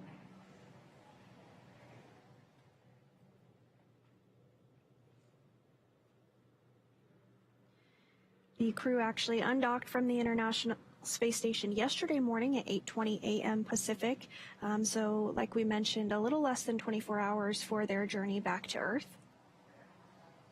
But everything going smoothly. They splashed down successfully off the coast of Pensacola, and now the recovery team is just working through those procedures in order to get the hatch open and get the crew out here shortly.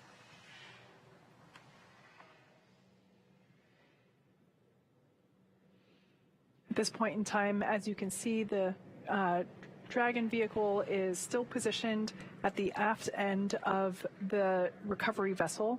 Once everything is in place, we will translate the nest where the capsule is sitting forward toward the forward end of the vessel, and that is where the recovery deck is located, where additional SpaceX team members and NASA team members are awaiting. The Crew-7 team, SpaceX team members will go through the side hatch opening procedure, which involves an additional sweep for hypergolics, and like you mentioned earlier, removing the side hatch and placing a bit of protective covering around the edge of the side hatch. This helps to protect not only the capsule, but also the team members that are going in the capsule to help the Crew-7 crew members egress through the side hatch.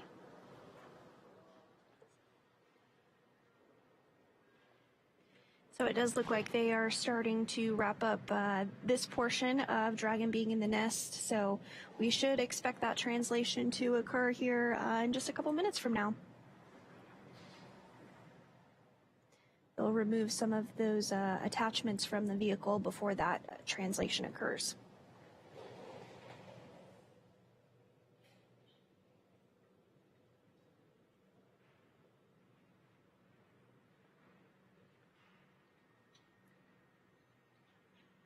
And so from this view, we do have a pretty good view of both the nose cone being closed, which closed prior to splashdown, but that is the hatch that the crew used when they docked to the International Space Station as well as entered the International Space Station. It's not the one that they're going to exit out of this morning, though. They're going to exit out of that side hatch there. You can see it in the middle of the Dragon capsule.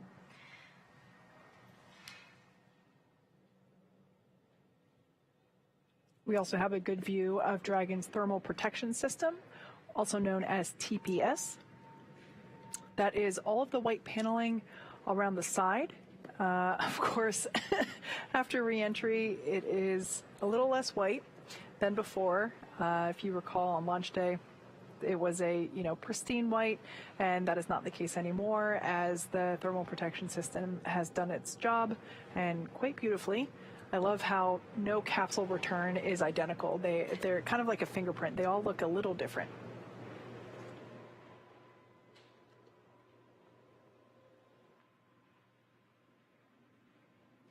And following the crew getting out of the Dragon, they will, as we mentioned, be taken by helicopter back to shore and then eventually back by plane to Houston, Texas.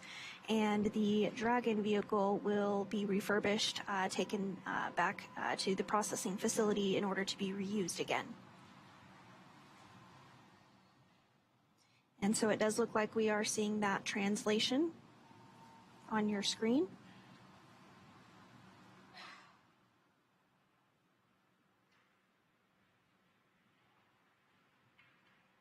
And another view here, we can continue to see that translation as it occurs. It'll get put right in between those two gate-looking areas, and then the crew can begin to work hatch opening operations. We can also see a SpaceX team member hosing the vehicle down. This helps to wash some of the salt water off. Obviously, we want to ensure that corrosion is controlled. Anything that comes into contact with salt water, salt in general, is quite corrosive, and so we're going to start basically rinsing the capsule off to try and remove as much of that salt water as possible.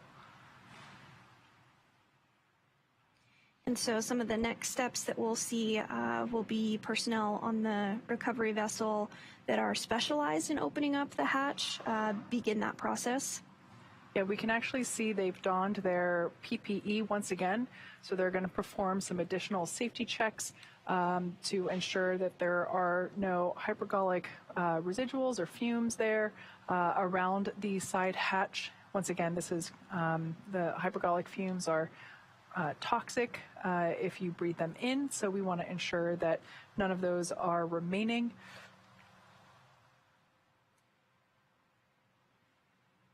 And this view back inside Dragon, as you can see, NASA astronaut Jasmine Mogbelli, commander, and ESA, European Space Agency astronaut Andy Mogensen.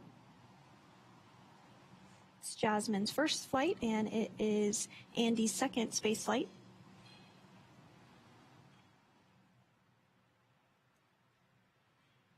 And so we also do have medical doctors on board that help to take care of the crew after the hatch opening and will conduct a series of initial checks before they are flown off by that helicopter back to shore.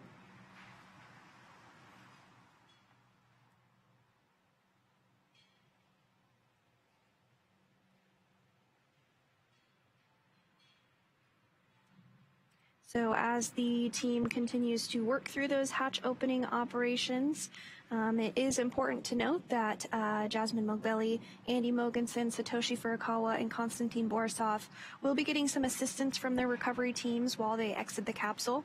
So this is the same process for any returning long-duration space flight for Dragon. You also see it when we have the Soyuz that lands with crew on board.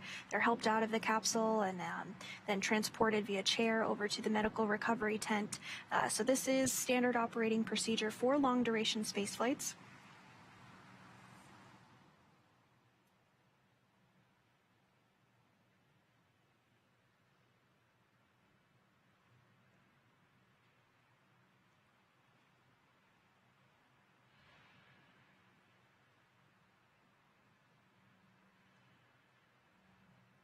So it hasn't even been an hour since Crew-7 splashed down at 2:47 a.m. Pacific, and they are already on the recovery vessel. The team has secured them in the Dragon's nest and completed that translation maneuver to get them a little bit closer into the prime position for hatch opening. And they are beginning to step through some of those procedures to get that hatch open here shortly. Getting another view here of the hatch. You can see it pretty clearly in your screen. We can see that they've removed the access panel on the side hatch. Excuse me. That side hatch access panel basically protects the location where we perform the side hatch leak check. So we will... Dragon SpaceX, stand by for side hatch opening and egress. We'll be passing you off to the recovery team, and see you back in Hawthorne soon. Dragon Captains, they're here. So yeah, that side hatch access panel is where we are able to untorque as you can see in action now.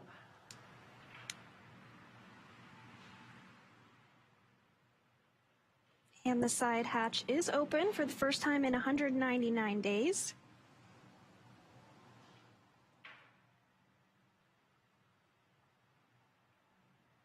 Looks like we're getting some waves from Crew-7. First face they've seen back on Earth since August. Once again, this is their first breath of fresh air in several months, and once again, the first time that the side hatch has been open. The last time it was open was the day they went to space. So it looks like here just the SpaceX team member doing initial check-in with the crew, making sure that everybody is feeling okay and feels ready to egress from the capsule. Probably letting them know that there is, no return trip at this moment, no rocket in place. I'll have to wait to be reassigned for the next one, I guess. Yeah, so again, Crew-7 launched back in August 26th of 2023. So in all, they spent 199 days in space. And so we will begin to see some of that safety equipment installed around the hatch just for protection purposes and for reuse capabilities. And then we'll even begin to see some of those footrests begin to be removed to just give the crew a little more space to get out. But first, a photo opportunity. Yep, absolutely. We probably couldn't see it from this view, but I have a feeling that there was some thumbs up for the photo. So at this point in time, we should see some of those footrests begin to be removed. Not entirely sure what the order will be here in terms of who will egress first. It always varies from crew to crew, but it looks like we may have some footrests coming off now. Once again, this just allows the folks that are assisting the crew in their egress a little bit more room to work. Fun fact, the footrests are custom sized to each astronaut. in terms of like small, medium, or large. So in order to ensure maximum safety and comfort, we customize the footrest as well as the armrest, as well as the bucket itself, the seat bucket rather, that they sit in. As every astronaut is different, and so to ensure that everybody is able to remain comfortable and safe, those items are customized for their body proportions as well as the spacesuits themselves. Speaking of spacesuits, we can see that those visors are in the open and up position. So once the crew was safely splashed down, they were given the okay to lift the visors. No need to keep those down and in the locked position once we were outside of those dynamic events. For those of you that have just recently joined us, we had a beautiful nighttime splashdown at 5:47 a.m. Eastern or 2:47 a.m. Pacific. The Dragon Endurance vehicle is now on board our recovery vessel Megan in the Gulf, just off the coast of Florida near Pensacola, and we're now awaiting the egress or the exit of our 4 Crew-7 members, and this will be assisted out onto the recovery deck. And the recovery vessel is actually named after NASA astronaut Megan McArthur. She flew on board Crew-2. That was my first space launch I ever got to see in person, so really special to get to see her launch. She also flew on board STS-125. So great to see Crew-7 back on board Megan's namesake. We are expecting egress here in just a couple minutes. They are working to install that safety equipment around the hatch as well as remove the footrests. And so we typically will either see the commander or the pilot egress or get out of their seats first, and that's just due to the proximity of their location to the hatch. Usually it's a little easier to get one of those two out ahead of the mission specialists on either side. Now you mentioned the namesake for Megan. Of course, the Atlantic recovery vessel is named after Shannon Walker, who flew on the NASA Crew-1 mission. So we named these recovery vessels after our first 2 female astronauts to fly in our Dragon capsules. So I love the tribute there that we have paid to these incredible women that have taken part in spaceflight here at SpaceX. So as they continue to step through those procedures, again, just a reminder, we do expect the crew to be assisted out of the vehicle as well as be assisted in standing up and getting rolled away in order for those initial medical checks. This is standard for all long-duration space flights. And they'll jump right into their post-flight reconditioning period that begins on splashdown day, and it lasts for about 45 days to help return crew members to their pre-flight condition.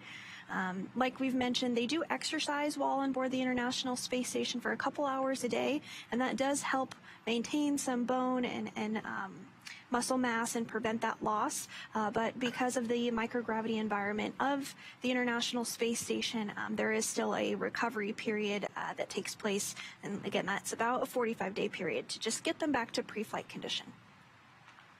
Now, immediately after they egress from the capsule, they will be transported back into, excuse me, one of the medical bays that are on board the recovery vessel, where they will be seen by the flight surgeon for a preliminary medical checkup immediately after egressing.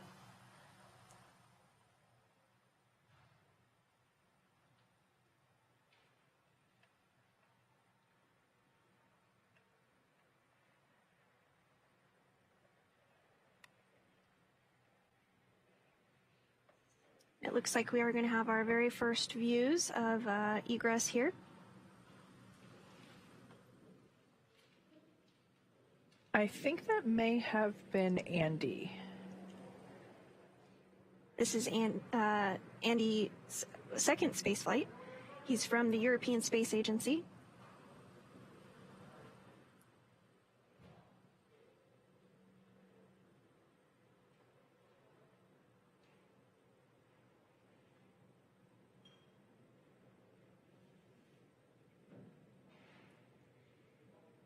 And Andy Mogensen now out of Crew-7 capsule. And you see he is getting assisted there. That is completely normal, and as expected, this will take place for all 4 crew members. Yeah, this is standard procedure when we egress the NASA astronauts from Dragon. We assist them into, it's not quite a wheelchair, it's not quite a, I can't think of the word for it. Not a gurney, but we roll them back into the medical bay, and this just helps ensure their safety.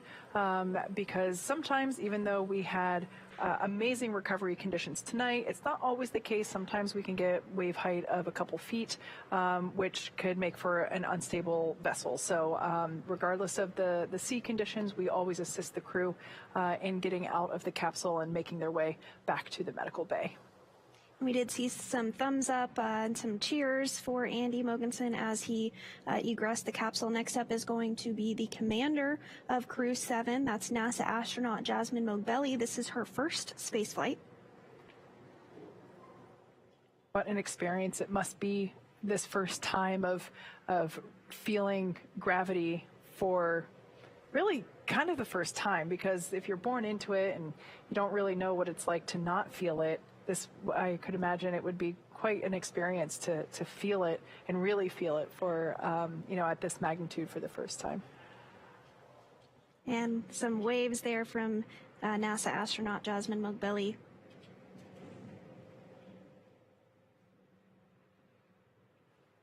So next up out of the capsule will be the 2 mission specialists, Konstantin Borisov from Roscosmos, as well as Satoshi Furukawa from the Japan Aerospace Exploration Agency.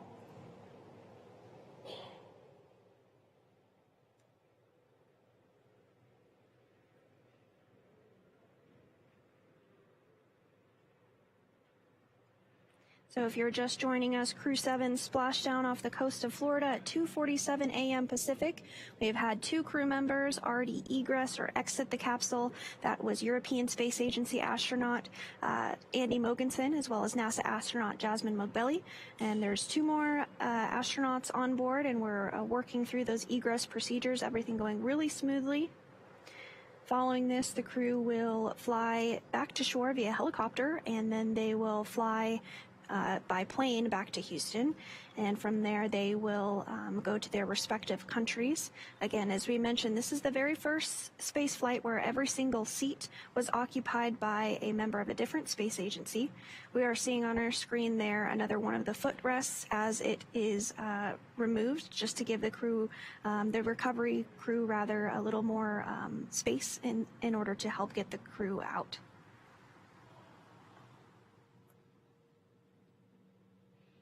As we mentioned, 2 of the 4 have already egressed. Excuse me, we already have Commander Jasmine Mogbelli and pilot Andreas Mogensen. They've already exited.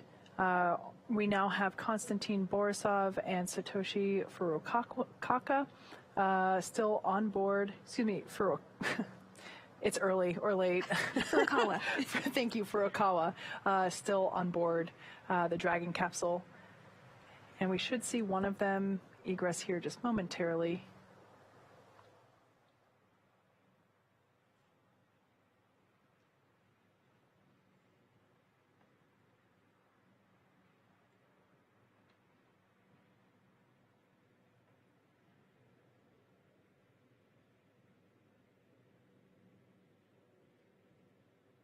And it looks like they're beginning to egress now.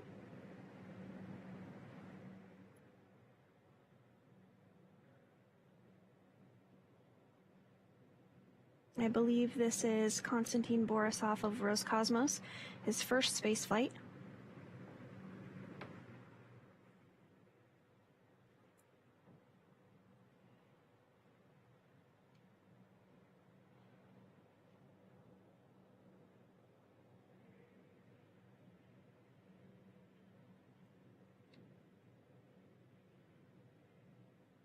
And Konstantin Borisov has successfully egressed.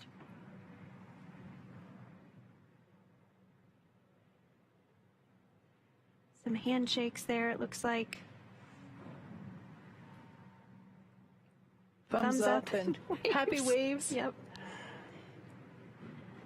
So the remaining Crew-7 crew member inside Dragon is JAXA, or Japan Aerospace Exploration Agency astronaut Satoshi Furukawa.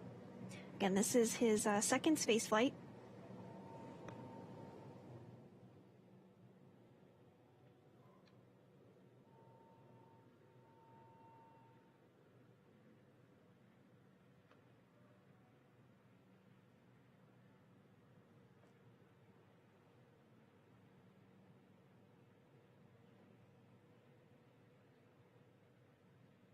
And so Satoshi Furukawa actually has the most time spent in space of Crew-7. He's logged a total of 366 days in space over 2 flights. So just a little over a year in space in all. That's incredible.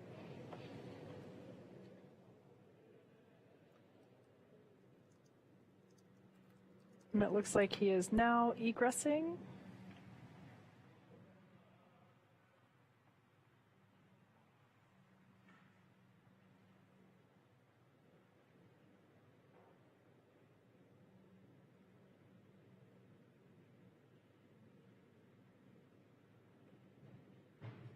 Once again, this is standard procedure for assisting all the crew members into the medical bays.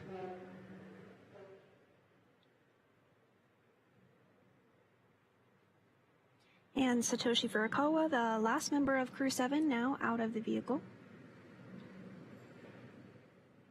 So I just did a bit of math. Now that we have officially egressed all 4 crew members, we had an on-time splashdown at 2:47 a.m. Pacific. We lifted the capsule onto the recovery vessel at 3:14 a.m. So that was a total of 27 minutes for recovery operations. And then it was from 3:14 a.m. to 3:42 a.m. when we completed egress, another 28 minutes. So it basically took just as long to lift them out of the water as it did to bring them out of the capsule. So all in all, really efficient recovery operations. So congrats to the SpaceX recovery team on such efficient operations there. Absolutely, less than an hour from splashdown to egress, so great to see that. And now that Jasmine, Andy, Satoshi, and Constantine are safely back home on Earth and getting checked out by the NASA medical team, we're going to wrap up our live coverage of their return. So this all kicked off on in August of 2023 from historic launch pad 39A at the Kennedy Space Center in Florida. After a successful liftoff and separation from Falcon 9, Jasmine, Andy, Satoshi, and Constantine made a 29-hour flight on board Dragon to the International Space Station. And since arriving at the space station, they spent nearly 6 months as members of Expedition 69 and 70, executing science experiments, a spacewalk, and repairs while aboard the orbiting laboratory. Their journey home began about 19 hours ago on March 11th when they closed the hatch to Dragon and undocked from the space station at 8:20 a.m. Pacific time. After 4 successful departure burns and a phasing burn to line up their orbit, Jasmine, Andy, Satoshi, and Constantine rested for a few hours before waking up to prepare for re-entry this morning. We jettisoned Dragon's trunk and performed our final on-orbit maneuver, the approximately 14-minute-long deorbit burn at 1:56 a.m. Pacific time, or 4:56 a.m. Eastern time, and that ultimately is what put Dragon on its path home. The spacecraft re-entered the Earth's atmosphere and slowed its descent with successful deployments of 2 drogue parachutes and 4 healthy mains, with the final splashdown occurring off the coast of Pensacola, Florida at 2:47 a.m. Pacific time, or 5:47 a.m. Eastern time. Now, as you saw following that successful splashdown, we saw SpaceX recovery experts move in quickly and prepare Dragon Endurance for its lift into the recovery vessel, or onto the recovery vessel, and in just a little less than an hour following splashdown, we saw Jasmine, Andy, Satoshi, and Constantine make their way out of Dragon and into the recovery ship's medical facilities, safe and sound. Next up, they'll catch a helicopter flight back to shore where they'll transfer to aircraft that will take them home. Jasmine, Andy, Satoshi, and Constantine will take a NASA plane for the short flight back to Houston, and then they'll be reunited with families to bring an end to this mission. It's been an honor and a privilege to share this journey with all of you as we continue in this new era in human spaceflight. Return today marks the end of the direct handover that we just executed after successfully launching the Crew-7 mission to the space station just a little over a week ago. It's been an incredible honor and joy to share this mission with the public. All of the teams from SpaceX and NASA continue to work hard to keep America leading the world in human spaceflight. Continue to follow SpaceX and NASA online and on social media for updates for the very latest on crew and cargo flights to and from the International Space Station. And we will, of course, continue to share the progress of Jasmine, Andy, Satoshi, and Constantine on social media as they travel back home. We also have a post-Splashdown media telecon coming up at approximately 4 a.m. Pacific, 7 a.m. Eastern, where leadership from NASA, JAXA, ESA, and SpaceX will share a final update as we conclude this successful mission. So we'll say thanks one more time for tuning in and cheering on Jasmine, Andy, Satoshi, and Constantine as they made their return back to Earth. From all of us at NASA and SpaceX, welcome home, Crew-7, and on behalf of the many incredible females who have supported Crew-7 and contributed to the success of this mission across NASA and SpaceX, ESA and JAXA and Roscosmos, happy Women's History Month. So long.